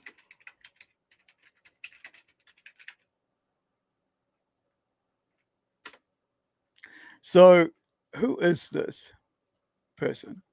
And Golriz won't comment further at this stage. A spokesperson says that the party is in contact with Scotty's Boutique to better understand and address the situation. And Newshub has approached Scotty's Boutique as well. They won't provide us with a statement other than to say they are not at liberty to say anything. Leighton, tēnā koe. All right, so Scotty's, by the way, is a high-end boutique, right? This is like not your little street vendor type thing. This is like high-end from what I remember. It's been a year, right? And these were expensive stuff. And she was caught on camera, if I remember right. Okay, let's pop out of that. Let's get the other part of this story.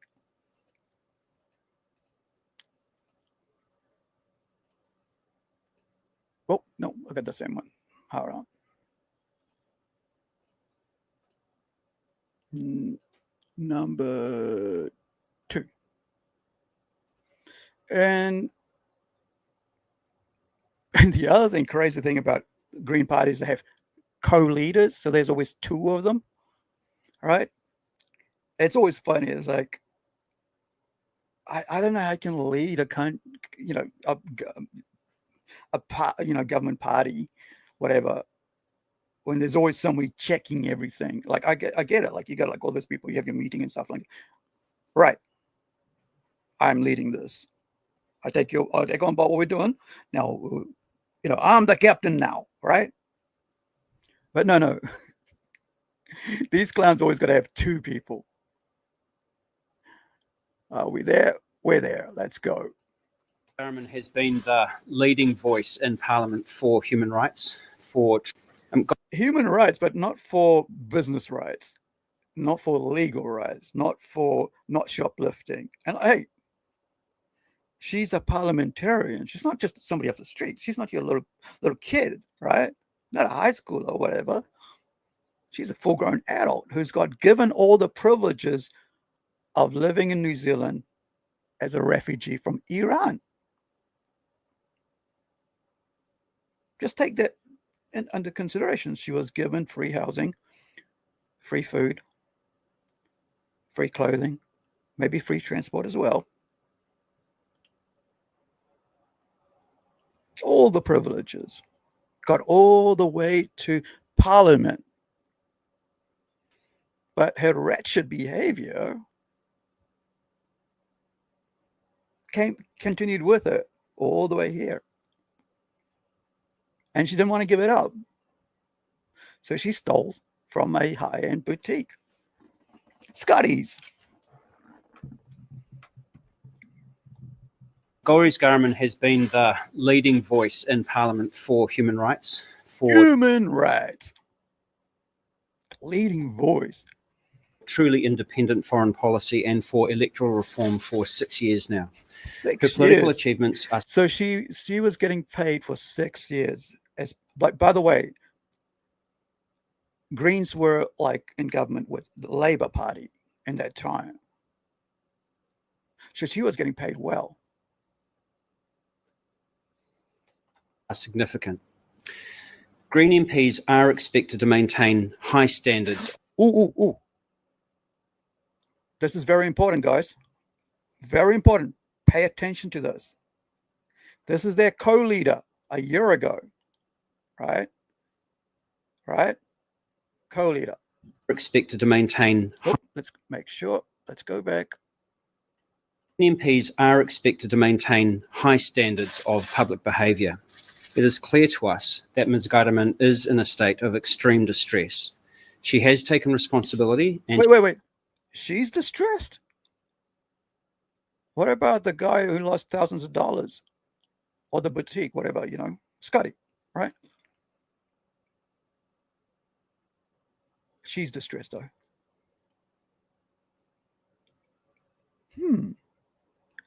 See, this is what I say. They don't care about the victim. They care about the victimizer. Leftist, that is. She has apologized. And look, if you're a commentator and all that, and whenever you talk about liberals, please say leftists. I mean, if you talk about leftists, the social communist people, say leftists. Don't say liberals, because, honestly, I'm a classic liberal, right? And I find it offensive when people use liberal, because, listen, liberal people are very based, and I'm not saying about myself, but very based. They're in the middle, right? Leftists are over there. So please, maybe stop using liberals all the time. I've seen some, some very high-end commentator channels, large, thousands and thousands of people, hundreds of thousands of people sometimes, that they keep using liberals. Don't confuse the narrative, man. I mean, sorry, you're confusing the narrative when you say liberals, because you're tarring everybody with the same brush when you do that. Say leftists. We know when you say leftists, we know it's those people, right? The crazy nutcases, right? They're not liberals. We support the decision that she has made to resign. We are deeply sorry to see Ms. Ghahraman leave under these circumstances. Oh, you're sorry for her. See, this is what I'm not sorry for Scotty, who lost thousands of dollars, had to be put on blast on social media because they, hey man, this dude this chick who we didn't even know who the hell she was, stole from us, and next week find out she's a politician. Now we're the bad guys because. But she's really distressed, and we're really sad to see her go. Our hearts bleed for her. No, Ms. Ghahraman leave under these circumstances, and we do wish her all the very best for her future. Maybe don't go steal as a member of parliament. Maybe get better behavior practices mentally. Don't be a wretched person in another country that's offered you all the good things. And like I said, I used to be a terrible person. I was a little kid that was really messed up in my head. Shit happened. When you're messed up, you're messed up. And people don't even know why you're messed up until you grow up and you realize, shit, that's why I was messed up. Right? But then you're an adult. Here's an adult who's been given everything. She was given more privileges than I was ever given as a migrant, right? Because refugee from Iran. Golriz Ghahraman has been the leading voice. Wait, was that it? Leave under these circumstances, and we do wish her all the very best for her future. Golriz. So I want you guys to keep this in mind. I think it was about here. Public behavior. Yeah. So this is the most important thing when we come to the Greens. What we're going to be talking about next. High standards of public. Damn it. 14, 13, maybe. MPs are expected to maintain. Oh, it is. Apologies for redoing it all the time, but it's very important that you keep this in mind. That I keep this in mind, because this is government. These are people, are leaders in our country, in our nation, in our country. They dictate how we should live our lives according to what laws, right? They make, proposals to government, to bills, and put into law in effect. Green MPs are expected to maintain high standards of public behaviour. It is clear to us that Ms. Ghahraman is in a... Now, that's one.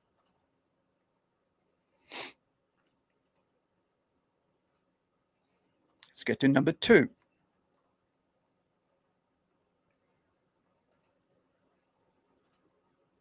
Like I said, ethnic privileges. This was 5 months ago, guys. We went 12 months ago. We're catching up, right? 1, 2, 3. 5 months ago, 12 months ago, 5 months ago. We're going to get to this week soon. Right. So this is Darleen Tana. I was kind of confused. I was wondering if I know that name. I know that surname. I was wondering if I know which, the person itself. Now, before we move on to her, so this is just that other lady, right? Golriz Ghahraman, right? Ghahraman, that Iranian lady who was caught, MP who was caught shoplifting. So this is her privileges she got in New Zealand, right? This is how she came from a wretched country and became, and it ended up having privilege. Not this lady on here, but like the other lady. So Golriz Ghahraman, born in 81 in Mashhad, Iran, right, is a New Zealand lawyer, author, and former politician because she got kicked out because she was stealing, right, from a high-end boutique. Her father, Biruz Ghahraman, was an agricultural engineer specializing in plant-based alternative fuels, very green, right? Her mother, Mayam Ghafouri, studied child psychology in 1990 following the end of Iran-Iraq war. Her family sought political asylum in New Zealand and settling in Auckland, right? So by getting into New Zealand, she became a lawyer, right? Did I miss something? Yeah. An author and politician. All the privileges, the eliteness of it, just from being a refugee. Very, her family's very well educated. So they brought in the high-end, high-value people from, as migrants. However, they also brought in a wretched child who also had the wretched behavior of her people back home that she never let go of as an adult. And so she ended up stealing, right, from Scotty, right? Scotty's boutique, thousands of dollars worth of high-end garments. All right, that's the word, garments. All right, let's get to our number 2. This is 5 months ago. Darleen Tana's fate is now in the hands of the Speaker of the House. The Green Party's written to him, seeking to eject the embattled MP from Parliament. Party members voted last night to use the waka jumping law despite... Oops, apologies for that. I was like, that's way too fast. Let's get to normal. And by the way, One New Zealand is our national channel for news channel, right? 6 o'clock, 6:30, whatever time it is. It's on all the time. This is like very national. Darleen Tana's fate is now in the hands of the Speaker of the House. The Green Party's written to him, seeking to eject the embattled MP from Parliament. Party members voted last night to use the waka jumping law, despite the party's previous strong opposition to it. Kate Nichol-Williams has the latest. Darleen Tana's vote this week on a bill acknowledging wage theft being cast by the ACT Party. Darleen Tana, 1 in favour. She wasn't in the House, and that could soon be the case permanently. 185 Green Party delegates united in voting the former member out. This is not a nice situation. It sucks, and human beings have been collateral damage throughout this whole thing. The independent MP resigned from the Green Party after an inquiry into alleged migrant worker exploitation at her husband's bike shop. The party saying she wasn't fit to be an MP. The coalition... Ethnic privilege. She was exploiting migrants. Isn't it great? Like I told you, man, socialists, right? Commies, right? Leftists, right? Exploiting migrants. Like that, like we did that other thing the other day with the judge who had a live-in slave, African judge, female, UK, UN, right? Who also had a black slave girl. as a servant. Oh, but she worked for me in Africa, in my home country. Yeah, but you're not in your home country, are you? And yeah, so this lady was exploiting migrants, right? So she stood as the Green Party candidate for Northland electorate, my electorate, right? In 2020 general election, and later contested the Tamakimakara, which is like the city and area like down south, Auckland, which is like probably should be the capital of New Zealand, but it's not. It's like probably the second largest country city in New Zealand. Right, so she had like in 2023, she was assigned several spokesperson portfolios, including oceans, fisheries, science innovation, technology, small business, manufacturing, media and communications, digitizing government, internal affairs, and overseas. Dude, that is a lot of portfolios to hold on to. Imagine thinking you could like have all that, just like the other lady, right? Golriz. No wonder they're going crazy. All right, no wonder they're stealing and exploiting people, because how do they keep on top of all that stuff? But then, of course, they had the time to go and steal and had the time to go and exploit migrants. Leftists are like straight up just terrible people. Leader now arguing the removal threshold has been met, the situation distorting the proportionality of the party. We now have 14 members in our caucus and do not have the resources, but also the proportional allocation of questions and otherwise speaking slots in the House. The Green Party has had to front up to using a law it's been strongly opposed to. You might want to ask Winston why he wants this.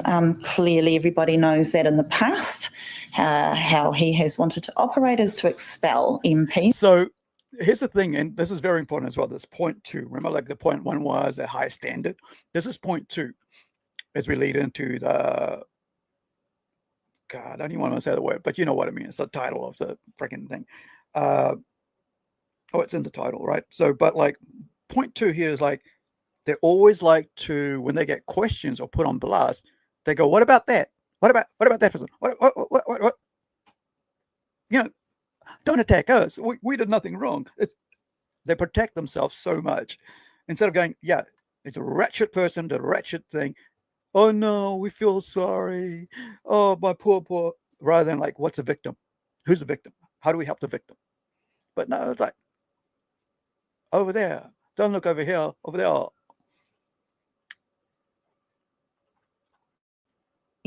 But this decision was based on a member's conduct rather than their views on an issue. One form that conduct, right?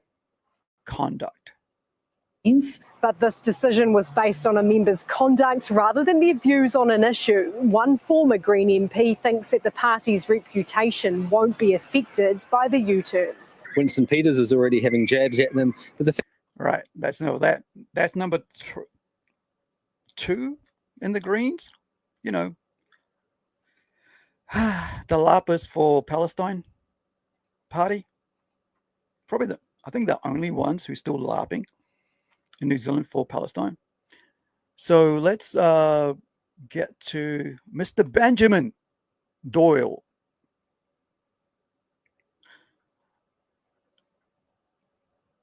Benji.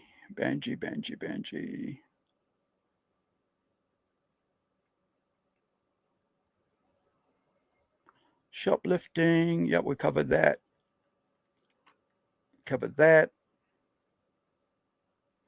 Now, there's one thing. Let's do this one.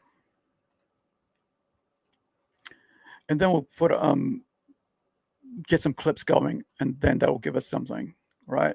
Let me find.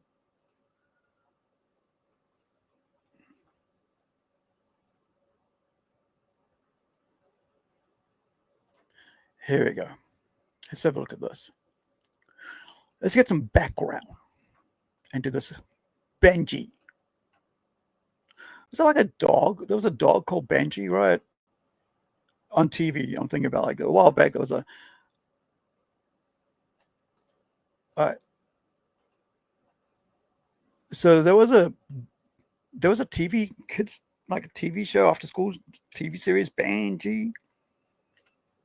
All right. Greens ECE, is that climate or something like, or economic?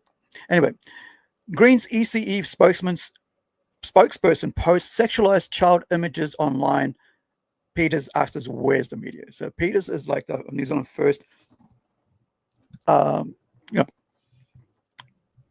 of party. New Zealand first as a party in New Zealand, right? And its leader is Maori guy. I've actually watched them back in like 94, 93 or something like that. I speak right at a little event here. And what he said then, I wish I'd listened to about immigration and stuff, is coming to pass now, which is weird, right? Like it's like 30 years ago, what he said 30 years ago, it's actually happening now. So he was, smart person. So I'm gonna read this, and then we'll look at some get some background on this dude, and then we'll go in. Then we go look at some clips. Right. So this is who wrote this? This is from the Centrist, right? New Zealand.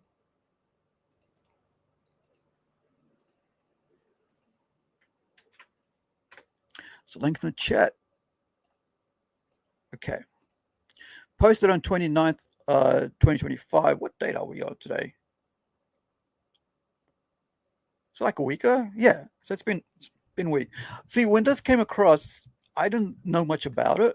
And then I was, because I don't really pay attention to New Zealand news because unless, I'm always, because everybody on my Facebook, 90% or 80% are from New Zealand. So I just share the post rather than, talk about, because most people overseas aren't really concerned about New Zealand as well, because we're like a little island at the bottom of the world, right?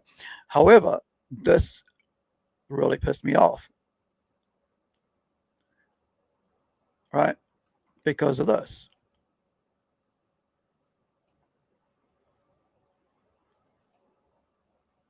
There's a whole thing going on in like about this sort of stuff in the comics community right now, especially in a group, a brand called Comicsgate, where there's images like this with a dog, a demon dog, with a minor, whereas fictionalized stories, fan fiction written by women who are sharing images and writing fan fiction stories and promoting them on channels, or have been on websites. And it's in Comicsgate, it seems to be acceptable. I think that's a really weird way to be, be out there allowing people to be platformed if you're like showing images of children with animals and writing stories about them. I'm a writer, right? So as you guys know, create all worlds is my tagline there, right? I'm a comic book writer. I've written, stage plays. I've written short stories, had them formed. I've actually, short films and all that buzz, and feature film. Locally, so it doesn't, nobody knows nothing else outside of New Zealand. However, when I write stories, there's one thing I never want to be writing about is young kids in sexualized positions or with animals in sexualized positions. So I just want to just say that's where I stand on that shit. And I don't want that around me at all. So if you're into that shit, please stay the hell out of my way. I mean, not out of my way, but just stay away from me, right? And then the fact that you're bringing that into comics is fucking shit. Excuse the language. But anyway, you might as well be this dude. So let's get to Benji Doyle. Green MP. See, we did the 3 lines, right? We went, I mean, this is the third, right? The third act, where the first act, the refugee lawyer, who, all the privileges handed to her, right? Stole from hardworking people, right? Business. Number 2, Maori lady exploited migrants in her husband's bike shop, right? And now, oh fuck, let me do this, right? Because I just realized I saw what was coming up. So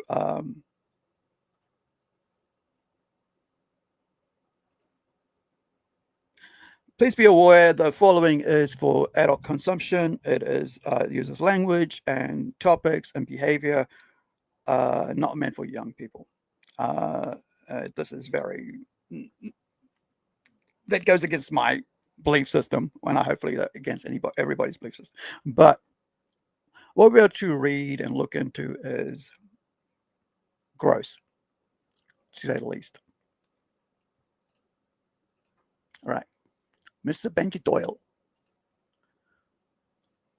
of the Doyles. Okay.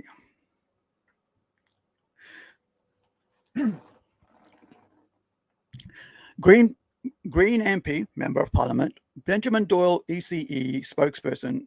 I still want to know what the hell ECE is. What does ECE stand for?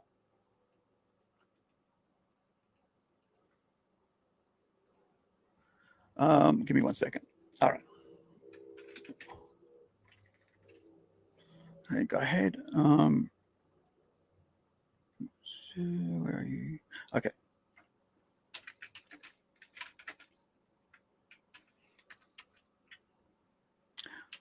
What does ECE stand for in New Zealand Greens Party? Okay. While it's finding that, let's carry on. Okay, spokesperson is linked to a now private alt Instagram account called Bible Belt. You guys can see that. I ain't saying that shit. Featuring suggestive images involving a child. The account captioned a photo galore and such, and is a slang for a boy's back hole, right? So Winston Peters, the Maori New Zealand First Party leader, slammed the media over this, right, for their silence.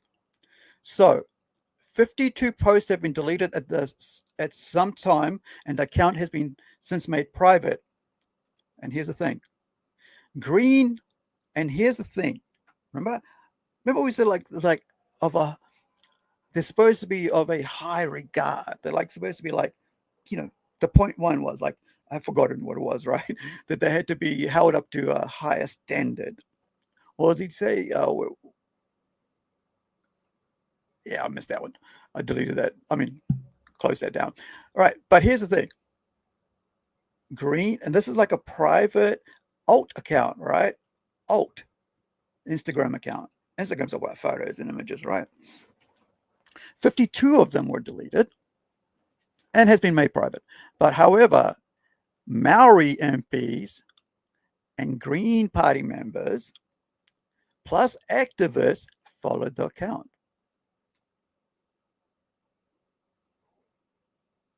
What is that if you lay down with dogs to wake up with fleas? So it's kind of this thing here, right? With these guys, you got. Remember how Dalai Lama was in trouble for his gross behavior, which he should have been, when he poked his tongue out and the little boy, there's a whole images we shared about that. It kind of reminds me of the situation, but grosser. So let me see, what do these images say before we go further? So this is the photos putting, and here's don't put photos of children on on Instagram. Just don't. I don't even know why we allow, like on my page, I don't follow my family members, especially my niece and nephews and stuff. I don't friend them until, you know, they're like 18 or whatever. And I actually hate the fact that some of them actually have like Facebook accounts before they're 18.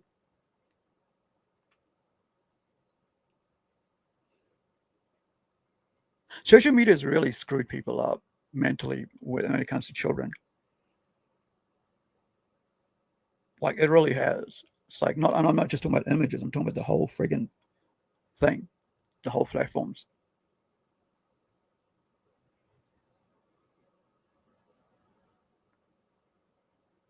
So you got all these people here.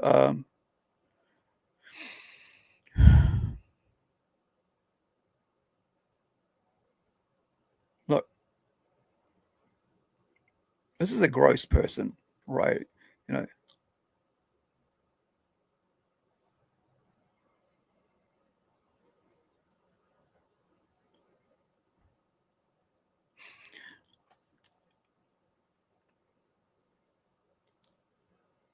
it's probably worth media asking the Greens about Ben Doyle's alt Instagram account, Bible Belt. The caption to the name is his early childhood education.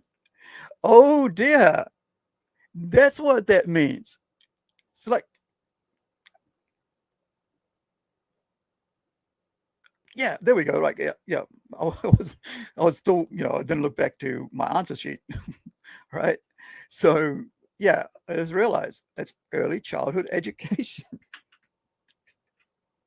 Isn't it weird how like the same people that like are like spokespeople for or active for that end up being exposed for the same thing like that? See, for me, with my terrible background, I try to be very careful, you know, with my life, right?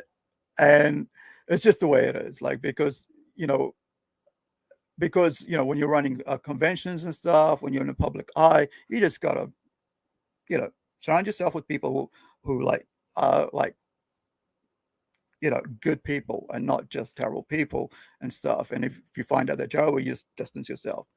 Remember one time I had a employee, not employee, but a volunteer who did terrible things, and I found out. I was like, sorry, you're out. That was it. Doesn't matter if it's gonna like, it's gonna put me at like stressed for like not having someone help me with what I'm doing, but nah, you're gone. So yeah, so in the context of the Green Party, Aotearoa New Zealand, yeah. ECE stands for Early Childhood Education. The party emphasizes the importance of providing high quality, accessible early childhood education to ensure every child can reach their full potential. Eesh. All right, let me bring myself down here so we can see the whole thing. Right. News broke like a storm on social media yesterday as images from a social media account, blah, blah, blah, Bible Belt, blah, operated by Benjimin Doyle were published on X and Instagram. Google AI reports is this, for this, being a, oh, that, right? It's a B for boys and then like female genitalia, right? In a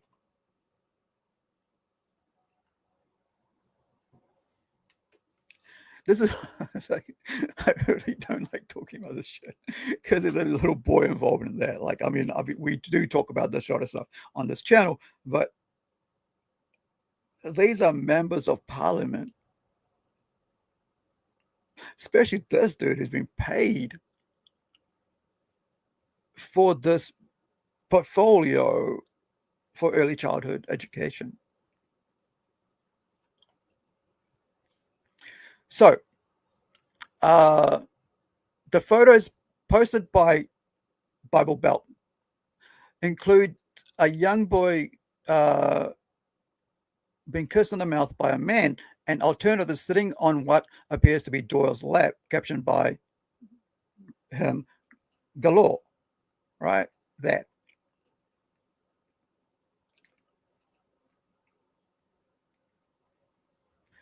That's pedo talk. Ask gays against grooming. They'll tell you that's pedo talk. So Annie O'Brien, and we'll be looking at, I think she posted some, there's like a paywall to her article that she had, but this is Annie O'Brien's Twitter. And I was trying I didn't want to like sign up to another thing. I was like, oh man, it's just to read this one article. But this is Annie, New Zealand journalist, right? Researcher on her X. She describes herself as a good faith disagreement. She on her Twitter, she goes, good faith disagreement and principled people like good faith disagreements and principled people dislike disingenuousness and I don't even know what that word is. Let me find out what that word means. I don't even know how to pronounce it, so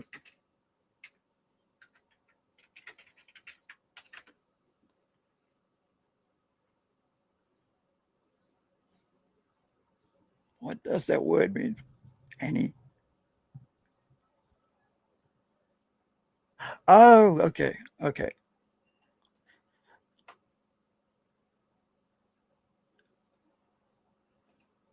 What did you say, Annie? So dislike.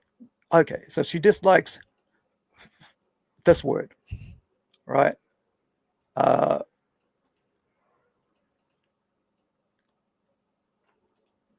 It's a person's name, but like that's why I was like, wait, what? I've never heard of that. So it's this word. So this is what it is, right? So she does not like, but she does like. She cares about women's rights, justice, democracy, and her opinions are her own, right? As you'll see if you go to things. So that refers to this thing, and she does not like it. And that thing is Foucault. Typically refers to Michel Foucault, 1926 and 1984, a French philosopher, historian, and social theorist known for his deep and often challenging ideas about power, knowledge, and society.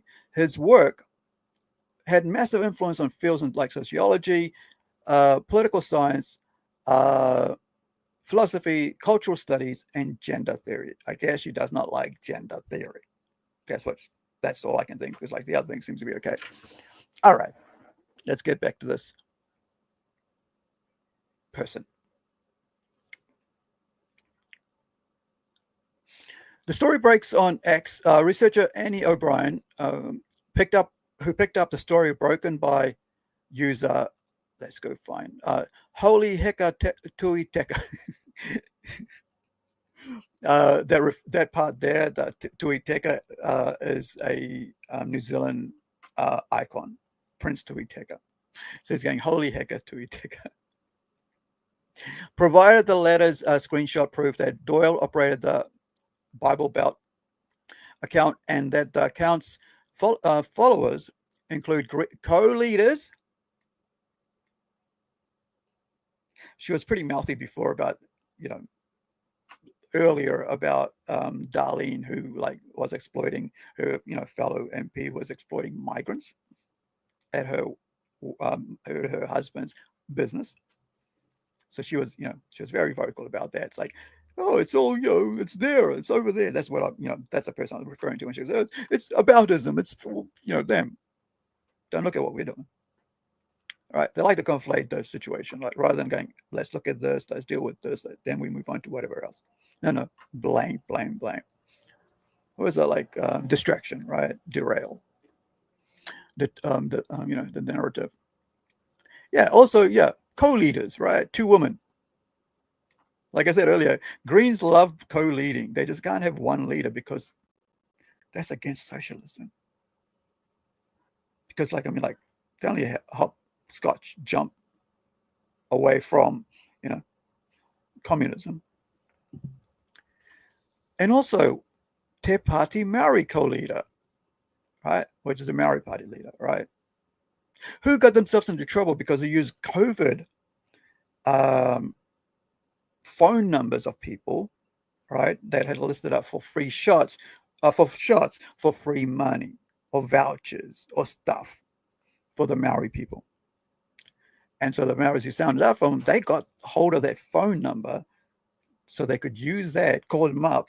Bro, we vote for us, that nobody else had access to, and got themselves into government. So yeah, good people. Right, so, and they've got a co-leader as well. Socialists just don't know how to lead, right? They always got to have 2 people. So Te Party co-leader Debbie Narewa Peka also follows, as do Green MPs Ricardo Menendez, Menendez March, also Huhana Linden. Huhana, is that Asian? Anyway, the Maori charity Inside Out, Kaoro, tasked by Laywer to introduce trans ideology into school sex education, which legacy media has been defending relentlessly recently. Right? We'll have a look at that in a minute. It's also a follower of the Bible Belt. Dude. Well, this dude. That loves them some. All right, remember those 52 posts have been deleted at some point, and it's been made private. And this is what they, with what the researcher could find. Right? Not thinking about what was posted has been deleted, right?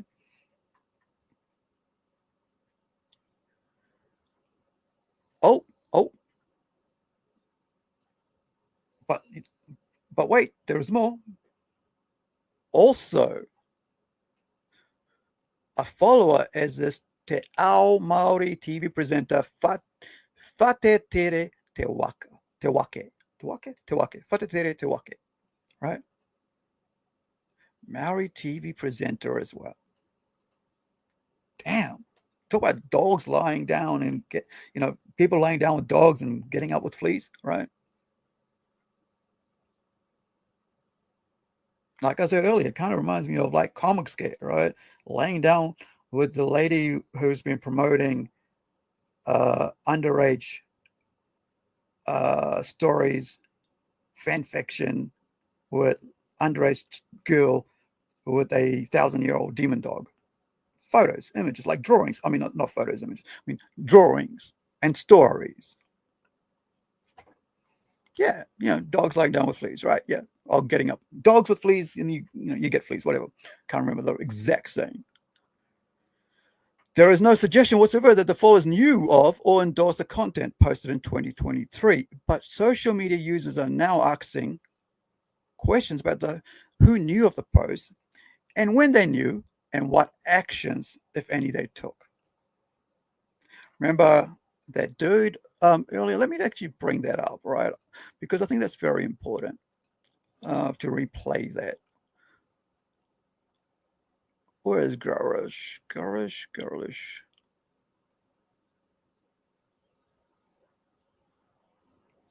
Where did you go? Grash.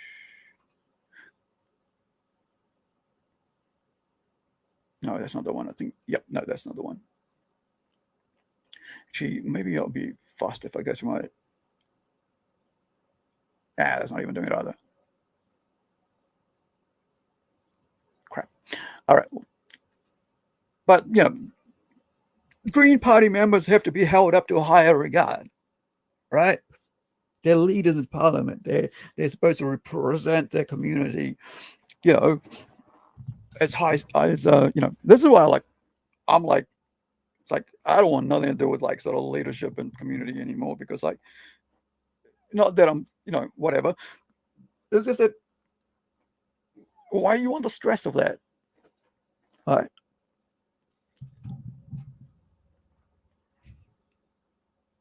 So here we go. Yeah, so no suggestion, right? Or what action we're taking. So Bible Belt was not Doyle's official political account, which would be expected to have political colleagues following. Instead, it's an alt account. So why are, this is a question, right? So why are political people, media personalities, and pro-transing kids, right, of lobbyists following and politicians following his alt account, right? Seems kind of weird. No, I'm not going to do that one with that Snow White girl. I almost did. No, no. God, that movie fell like 350 million, right? Wow. Like it was ever going to succeed. I also blame who's that guy, like that dwarf little person, Peter Dinklage. I blame him 100%, and then I blame him another 100%. Well, 50-50, right? I guess 50% on Dinklage and 50% on the lead, right? Talk about shutting the door after you've got to the top for everybody else. Like, hey, sorry, little people, this is just for me now. I'm the captain. You slaves, you little people, get away from here. I want all the money. I want all the I want all the accolades. I want all the awards for being the only little person, right, out here in entertainment in Hollywood.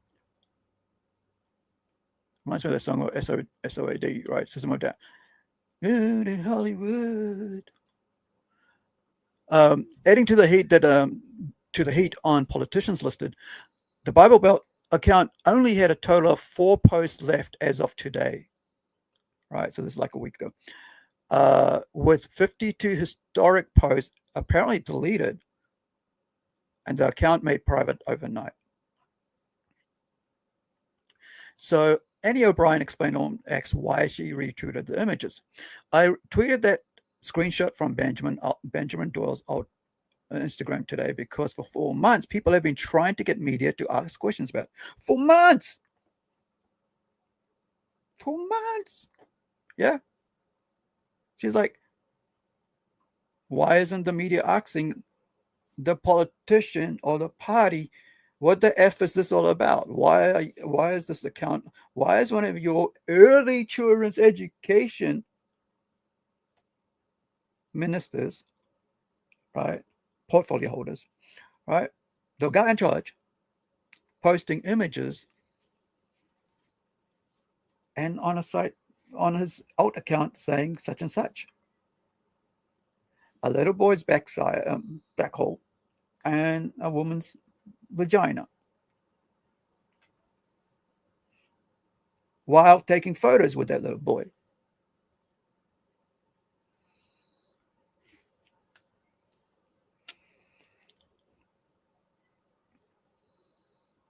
All the flags. It's like the red flags, right? All the red flags are there. These are ordinary non-politician people. They've asked me, and this is she's taking that, right? People asking her, right? Normal average Kiwis asking her, like, these are non-politician, political people, right?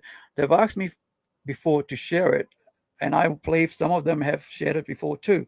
This was a last-ditch attempt to drawing some attention to seriously concerning behavior. I feel gross. I feel gross just having to, but it needs to be said because that's what we talk about on this channel, right?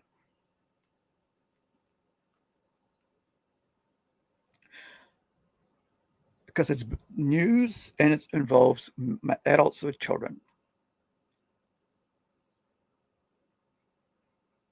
especially this adult who's in power, political power. I feel gross sharing the image even with the child's face blurred out, but questions need to be asked of Doyle and the Greens.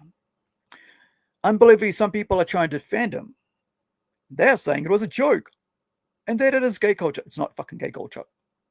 Let me tell you that. This sickens me because I am gay and I assure you it is not, like I said, gays against groomers.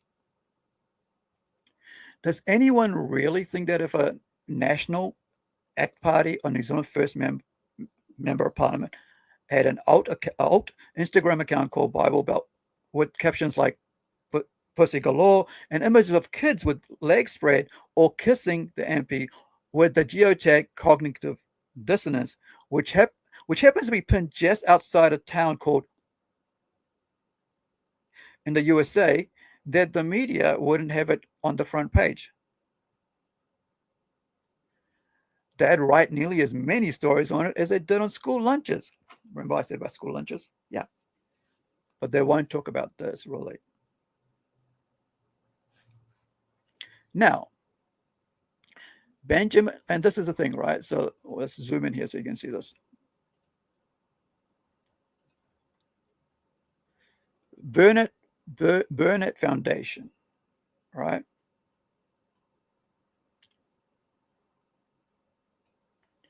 He's got his name there.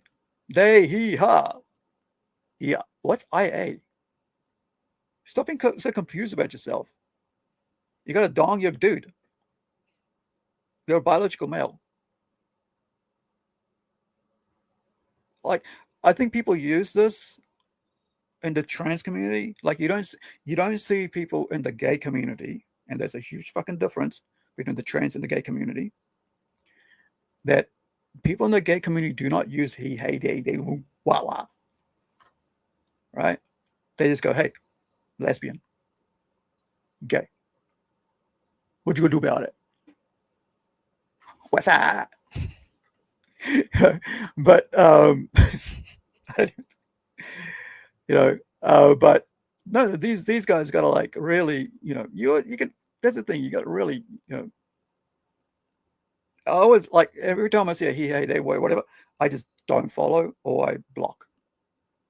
It's a warning. It's like danger, danger, danger, Master Will. Was it Master Will? Yeah, I think it's danger, Master Will. Lost in space. But yeah, they them love to they them a lot about stuff. But yeah.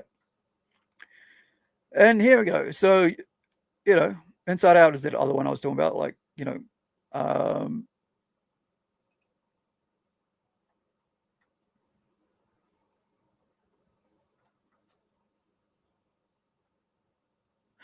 can learn about the whole, I think this is the one about the schools thing here.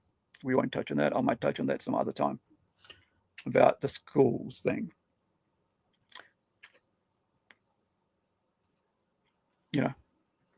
Trying to trans kids in school. See, there's a thing about having, confusion as a child. And then there's another thing about feeding into that confusion and grooming you as a child into it, which I find gross. And the gays against groomers find that gross as well. Right? Because early, until you're like 20 or something, your brain's still melting into its proper thing inside your head, right? Until it's established into like, this is what I, am, where I'm looking at. So you don't try to fuck with them until they're able to understand the world and themselves. And you notice that in the last generation, like, last 15, 20 years, how I said mental social media is fucking with kids' mental illness, mentally.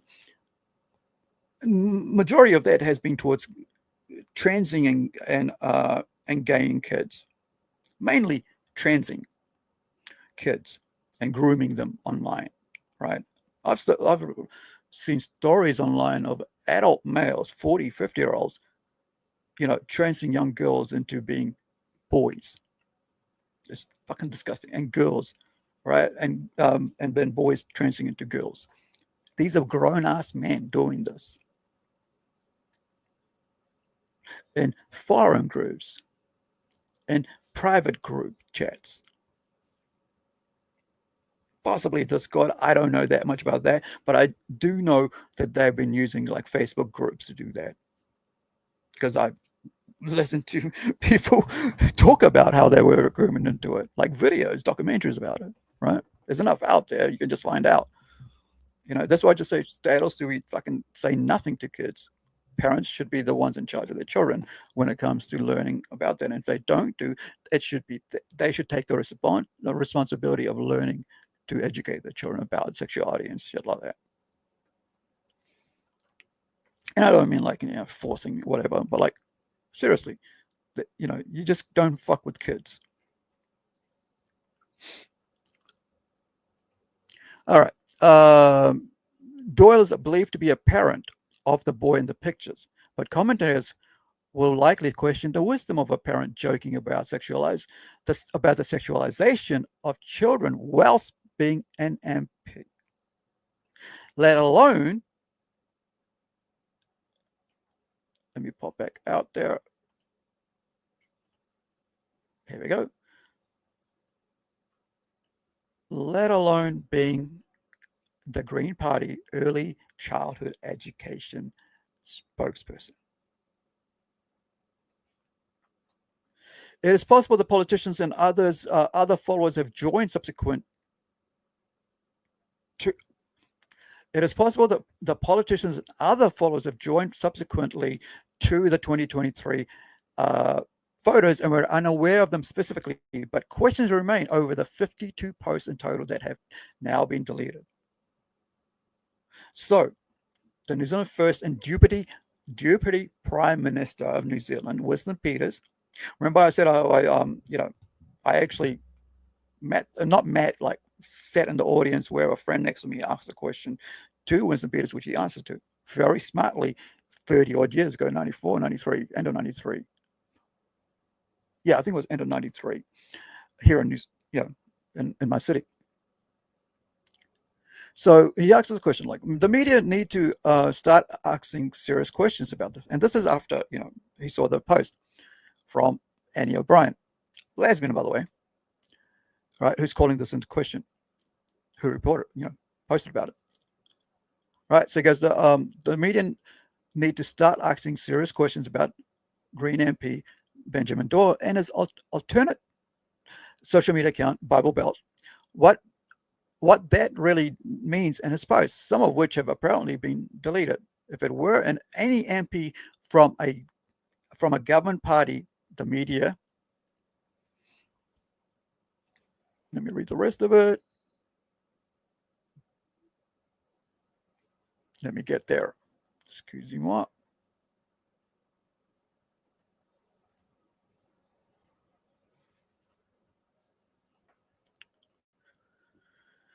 Right. The media would have already headlined it. The silence from the Green Party leadership amongst the swirling allegations and innuendo online is deafening. This is the guy who wants to provide puberty blockers on demand and surgery for children. Didn't we just say about transing kids as adult men, transing kids?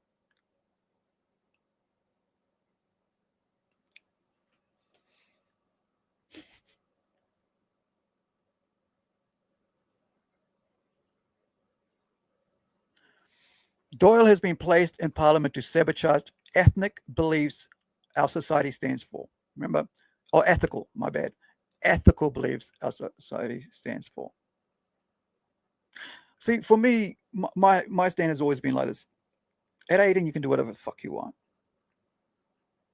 But until you get to 18, don't mess around. Because your brain hasn't melted into its solid form yet. It's still wobbly around, so you're like, oh, I don't know what's going on. You want to be a fireman at 6, and you want to like jump off buildings at 8. Or was it 12? I think it was 11. Might have been 11 when I did it, right? Actually, I didn't jump off a building, but I did try to be Superman and broke my front teeth, right? Because I thought I could fly, And then at 16, you're kind of like, oh, I don't know if I like boys or if I like girls, but, it's okay. You don't need to hook up. You didn't need to get out there. Just chill. You're just so young. Learn. You're at fucking school to learn. Yeah, the stories of peer pressure and all that. And I hate that part when it comes to sexuality with peer pressure. It's the worst thing. All right. Because, you got to be a Chad, man.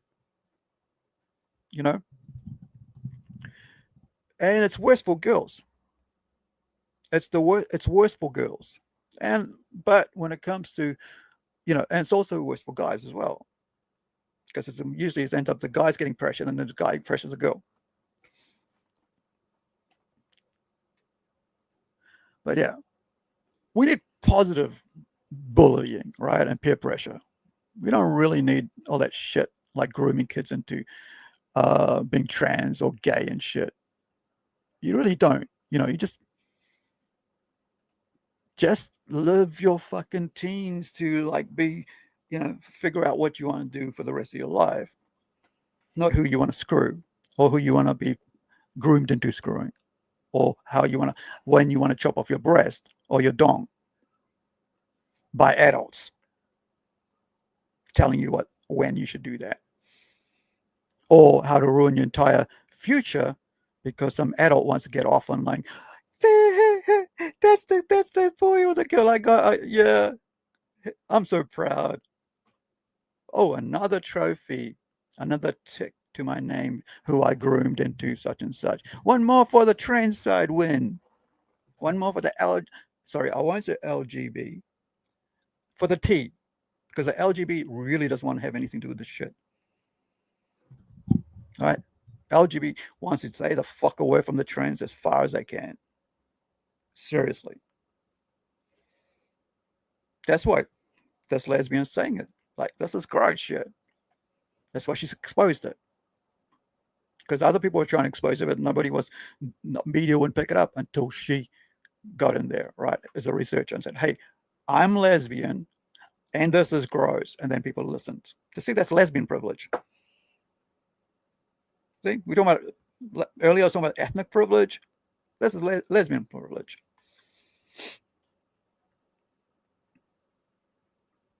All right. Okay. Now we're done with that. Let's get to some videos.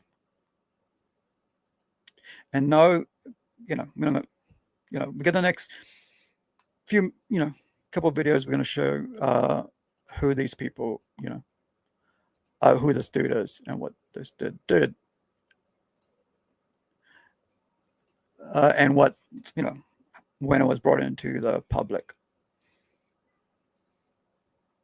Now, there is about 10 little short videos, but we'll start with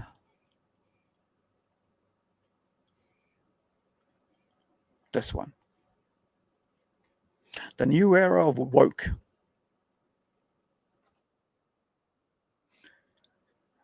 This is this dude here.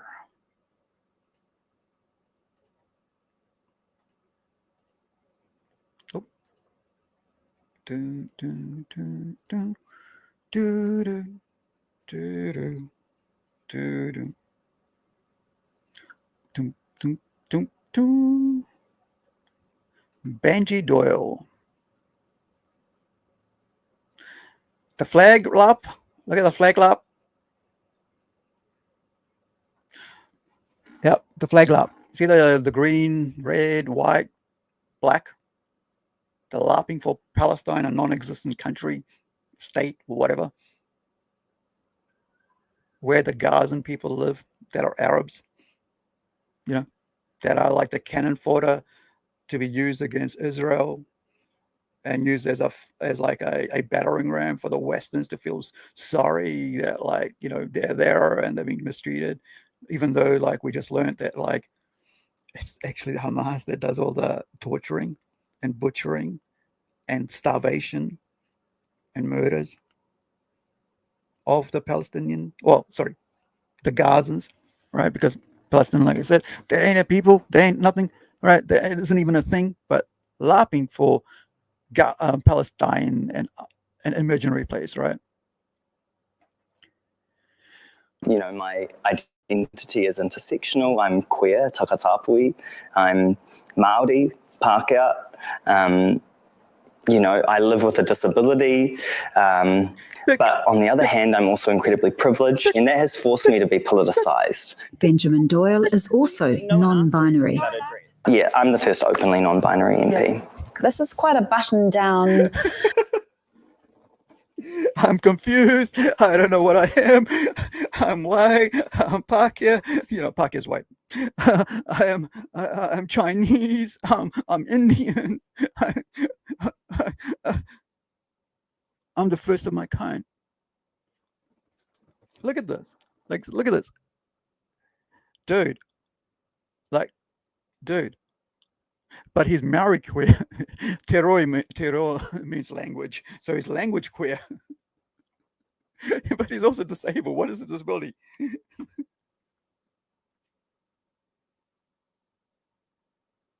I know I shouldn't laugh at this, but this is a elitist, elite. So it's like he's up there and I'm down here, right? So I can, you know, what is it called? Like you can fire upwards, you know, not downwards, you know. Environment here in Parliament. I have had people, you know, supportive and comment on not just the way I dress, but the energy and the beliefs and the identity I bring here. And, you know, that's really encouraging because we want a diverse representation in this place. This whare is meant to represent Aotearoa, not just one type of person. So my community needs to see them. You aren't one type of person. You just said you're fucking confused, man. Look, this is all your types of people. Intersectional, queer. You represent everybody, so nobody else needs to be there. Just you go be there. But now,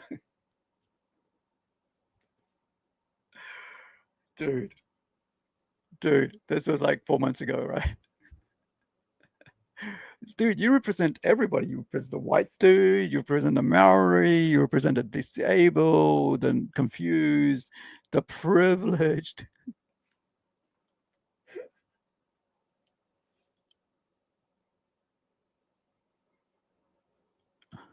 The mentally ill. A button down environment here in Parliament. I have had people. Oh, I forgot one more. You represent the pedos and the groomers. Oh, also LARPing for Palestine. Look at them all. The Greens are the most confused, ignorant people in the world. Honestly, like, I just can't believe I actually, like, this has changed in the last, I think, for 5-10 years. The Greens have become this crazy nutcases. See, they're LARPing for people who rape women, murdered children, elderly men, took hostages, tortured them, butchered them. But they're LARPing for them. See, they're all LARPing for Hamas. They're LARPing for the same people. This is the confusion. See, we just found out, and we've known this for a while, but like, because I stopped like laughing for Palestine. Like I said, I was a leftist, but not so hard. Like I think about 6 years ago on Full. Like earlier I was like, yeah, on Full, when I realized that they were using children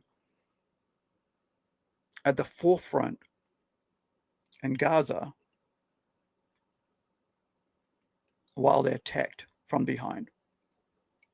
They used children as was a human shield. This is Gazans and like Hamas and Hezbollah, right? But there they were wearing, and this thing here, this doesn't even represent those people. If you look into this, the kafir, I think it's kafir. actually, I might be wrong on the terminology there, but this thing here, it's about like the 3 rivers and stuff. It's about a tribe and all that. It's about the people. It's not about nothing to do with fucking Gaza or Palestine, that fictional place. Like if you like, I was listening to Traveling Clat. He talks about it. He talks about his family. He talks about where, what it actually represents. They've just taken a hold of things. It's like the Nazis when they took over the swastika from, centuries of people using that as part of, like, I think it was like Hinduism, Zoroastrianism, but like then they changed it and whatever, and they used it, right? And now everybody thinks it's a swastika, right? I actually have it on one of for one of my cosplay. I have it on one of my favorite characters, and the first manga I ever read in English, of course. But I don't know how to read kanji. But I actually made my own. It cost me $300 all up to make the full costume. Like I had to buy $50 for jandals, slippers, leather slippers, right? But everything else cost like a handmade, right? Like I sewed the costume myself, and it's got the Savastika, or whatever. I think it's manji. Actually, it's Japanese for manji. I think it's called. Yeah, because it's his name, and so it's on his back. And so that I drew that. It's like it's reverse, right, of that the original way that's on his back. So that people wouldn't think like Nazis or swastika. But yeah, that's basically what they've done with this, right? All this shit, right? Some of them wear the red. It's like Iran or Saudi Arabia and all that.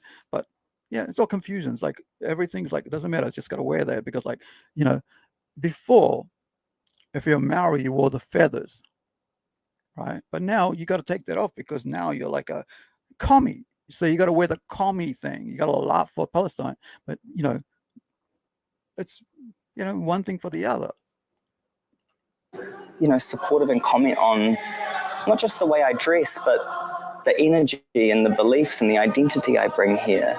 And look, the white dude's got to have a bigger greenstone, which is taonga, which is treasure, right?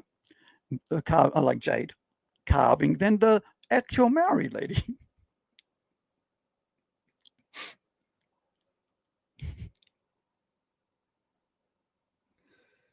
See how the males always co-opt the females?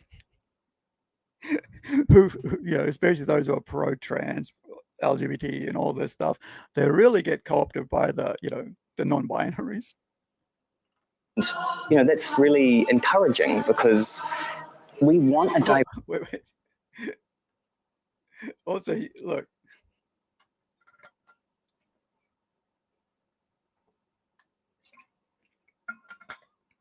So diverse, right? So diverse in this choir, whatever they got going on, right? I don't even know what the hell this shit is, but whatever they're reading some freaking thing, some song, singing some song, but like so diverse, right? Very diverse, right? The only person I can think of is these two, right? That might be a bit diverse ethnic, but everybody else, and maybe this lady. Well, let's just say they're all pretty white. We want a diverse representation in this place. This whare is meant to represent Aotearoa, not just one type. Whare is house, right? And this is the parliament they're talking about, this house. Oh, look, he's actually got the rainbow version of the... Do you know that, like, Muslims hate the LGBT? Like, on all honesty, they fucking despise them.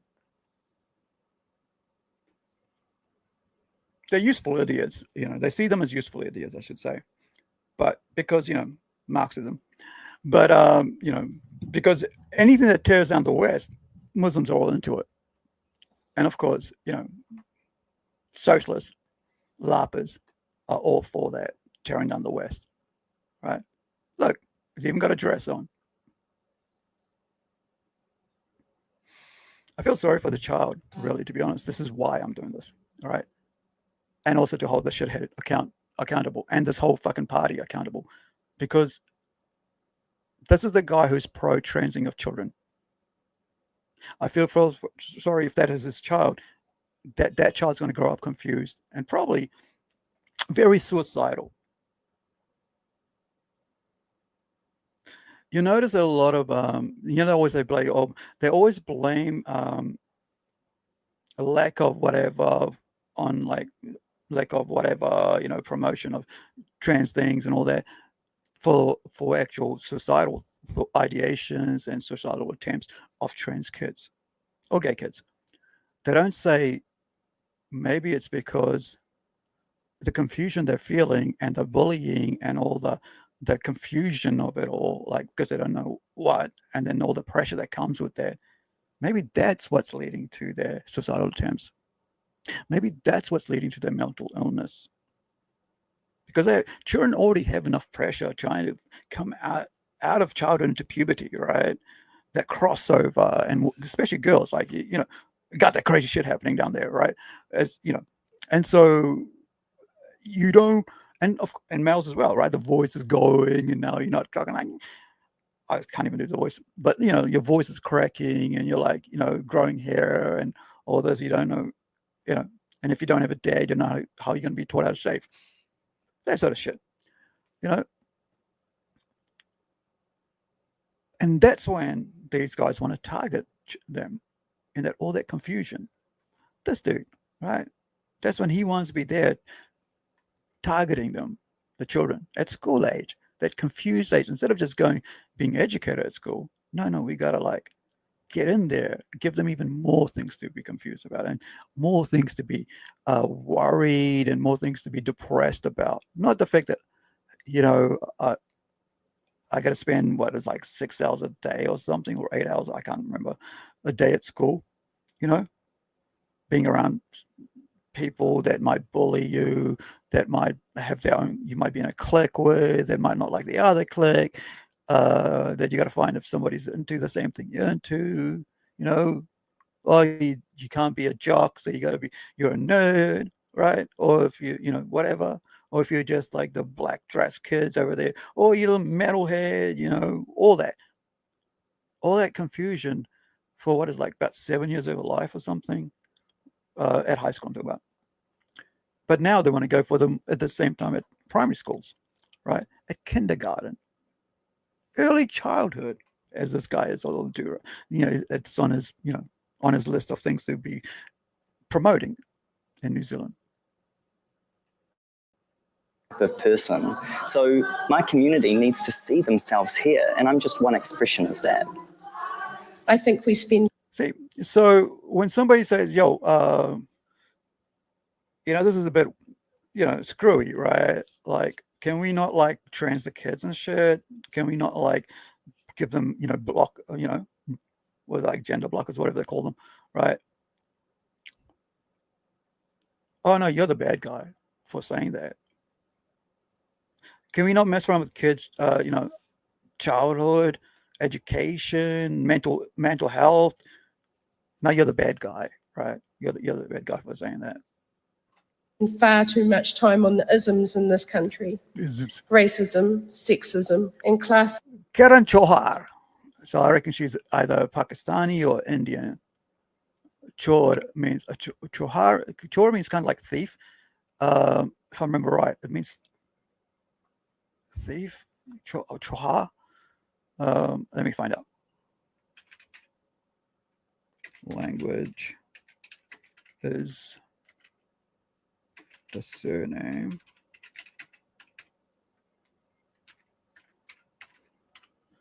I just spell that again. Chauhar.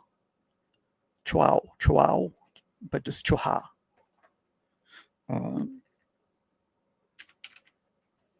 Is it 2 R's? Yeah, or 2 H's, 1 R. 2 H's. I always got in trouble, or not trouble. Everybody used to laugh at me because I couldn't pronounce Chauhar. I mean, not Chauhar, H. I should have said race. Why did I say a language? Cambodian, right? They're really, Asian, right? So Cambodian. The surname Chauhar identify as Asian, likely reflecting Cambodian heritage. And the surname is relatively rare and is predominantly found among individuals of Cambodian descent. In the United States, for example, approximately 95.5% of individuals with the name Chuar identify Chuar as Asian, derived from the Khmer language, believed to mean power or strength, though some sources suggest it translates to village or hamlet. Right? So Cambodian. So she's Cambodian. So we're really packing in the ethnic diversities into their thing, right? Into the government, because that's the thing now. Not about whether you're qualified for jobs, but like whether you are actually a certain tick box. I firmly believe that these can be used as weapons to distract us from the important issues, instead of focusing on what needs to be done in these areas. The consequence of constantly putting labels on things seems to be that we've created an environment where expectations are lowered and personal responsibility is no longer a requirement. I want to focus on people being the best they can be and celebrate their successes in these areas, instead of constantly focusing on the negatives that give these people the platform they desire. My advice to government is to take the time to listen to all sides before making decisions. Hear the real stories and don't be wooed by the fairy tales. Represent all, not just the majority that got you here to govern alone. Show respect to the full team of 5 million and stop hammering the minorities. Working for the end. Stop hammering the minorities. But we just found out that there was 3 in your own party that were doing despicable things, right? One was stealing, who was a privileged lawyer, writer, who and the other one was a Moari lady whose husband had a business where they were exploiting migrants. And now we got a dude who's posting images, 52, which we don't know of, that were deleted, that were probably worse than what he's already put of his child, maybe other children, with that word in it. So I want to show you the hypocrisy. Actually, let me.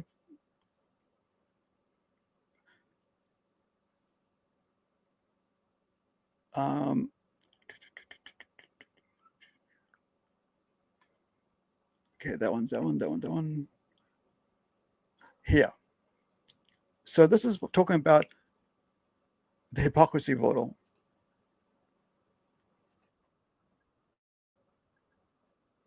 Centrist by the centrist website news organization associated earlier with Jim Grennan, and one of the people who writes for the centrist has also been a very successful investigative journalist for many years in New Zealand, running the Investigate magazine, and he's written some good stuff, particularly on the media reaction to the Benjimin Doyle story. His name is Ian Wishart. He's a regular guest on the program. Always a pleasure to talk to him. And he joins us on the line now. Ian, good morning to you. Morning, Sean. What an interesting week, eh? You wouldn't write about it. I mean, I've got to hand it to One News last night. They actually did their job for once. Yeah, I was saying, Mikey Sherman actually did a piece of journalism that was a piece of journalism. And it's so rare to see that we all clap at it. I mean, it's just insane. It should be that every day, every news bulletin, but it's missing in action, really. Yeah. In general, though, and there are still so many unanswered questions here, because if Benjimin Doyle just fronted and gave us the innocent explanations, this could all be dealt with very quickly, couldn't it, Ian? Yeah, well, that's the position I took in the open letter that I've written on for Centrist, and it's available on Centrist site and on Facebook and Twitter. But the essence of it is this: is there enough smoke to justify an investigation? And I come to the conclusion that yes, there is smoke worthy of investigation, but it is always possible that he's guilty of nothing more than stupidity. So we have to keep an open mind, and it's fair and reasonable that it's the media that we do. But to say that, to jump to conclusions as the media tried to do over the weekend by not covering it and saying, well, we think in advance, there's nothing to see here, there's no point in reporting it. It's the wrong attitude to take. You report the story, because at the very least, what he's done, and I say this in the open letter to the media, at the very least, he's made himself ineligible for holding early childhood education portfolios for the Green Party. Yeah, and indeed, he held those portfolios when he was administering this account, whether or not he was an MP. Yeah, that's right. And the other thing about it is just look at the spin-off coverage of this, I think it was Monday, when Madeleine Chapman wrote her excoriating piece about how vile it was that we're all attacking Benjimin Doyle. He had a crack at me, I think, too. Yeah, and so I just wanted to give you a thing about other media commentators are saying, right? So now I'm going to bring up this other one. This is Duncan Garner, who's actually a well-known media personality in New Zealand. And he writes, is the Green Party playing the media? It's the slam dunk. Okay, folks, check him out. This is him. His name is Benjimin Doyle, the Green MP who has disappeared from Parliament, sent packing by his leadership to shut down a story that many will find a bit icky, unacceptable, odd, weird, and unbecoming perhaps of anyone, let alone an MP. It's just a bit icky.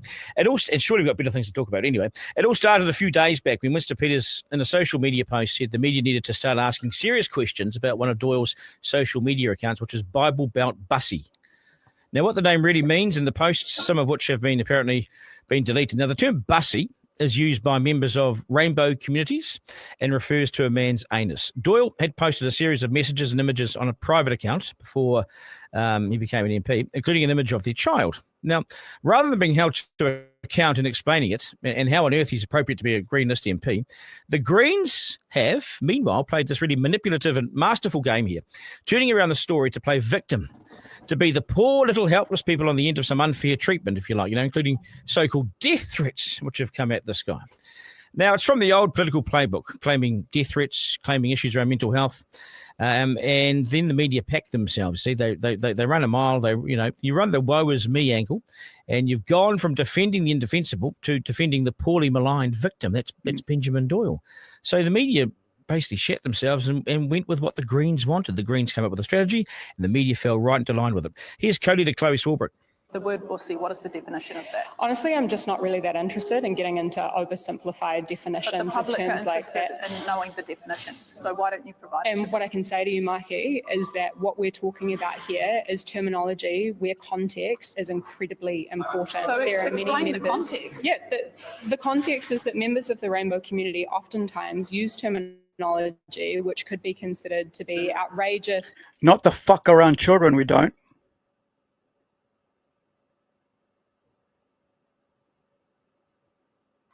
It's brilliant, isn't it? Now she justifies the use of the word bussy, meaning, well, it means anus. By saying the term bussy, she says it's been co-opted by rainbow communities, you see. So it's quite brilliant from her. It's absolutely brilliant from her because she's now not having to defend it. She's just explaining it. And suddenly the story is about Winston Peters for raising it in the first place and how that has led to death threats. Listen to Malama Davidson. We are calling on the Prime Minister to take responsibility for the behaviour. Yeah. She's always doing the same shit. Remember that lady I said, like, over there? She's that lady who's over there. That's the one who goes, oh, about that guy. It's about that guy. No, not about this dude, this lady who's stealing shit. Or not about this lady who's, like, exploiting her migrant workers. These are the co-leaders. Now, they don't even have a guy in there, like, to balance it out. Like, it's two ladies. Not that I'm saying that would be all right if it was a guy or anything like that. The fact is, right, this is just a clown show. I would never, ever vote for Greens ever again. I have done, I think, maybe twice in the past because I thought, for the fact that it's for environment. What was the other? Yeah, for environment. I think it was mainly for environment. I was like, yeah, we need our community, housing and environment. That's all I cared about. That's what I still care about. Of his coalition colleague. We are deeply concerned that the Deputy Prime Minister... See, we're deeply concerned not for the child, not about the fact that we have someone who takes photos of boys, little, look like a 5-year-old or no, maybe even less, or younger, maybe 4, and putting the word that the rainbow community uses for adult males in a sexual context, not around children, because we have the thing called gays against groomers. Has doubled down on disinformation. What disinformation? We just showed you the images. And the fact that he deleted 52 photos. The fact that LGBT, the lesbians are calling this out, the gays are calling this out. But you, I think she's straight, by the way, right? Maybe she is, and maybe she's got a he, she, they, and whatever, non-binary to be green, right? To get the votes. But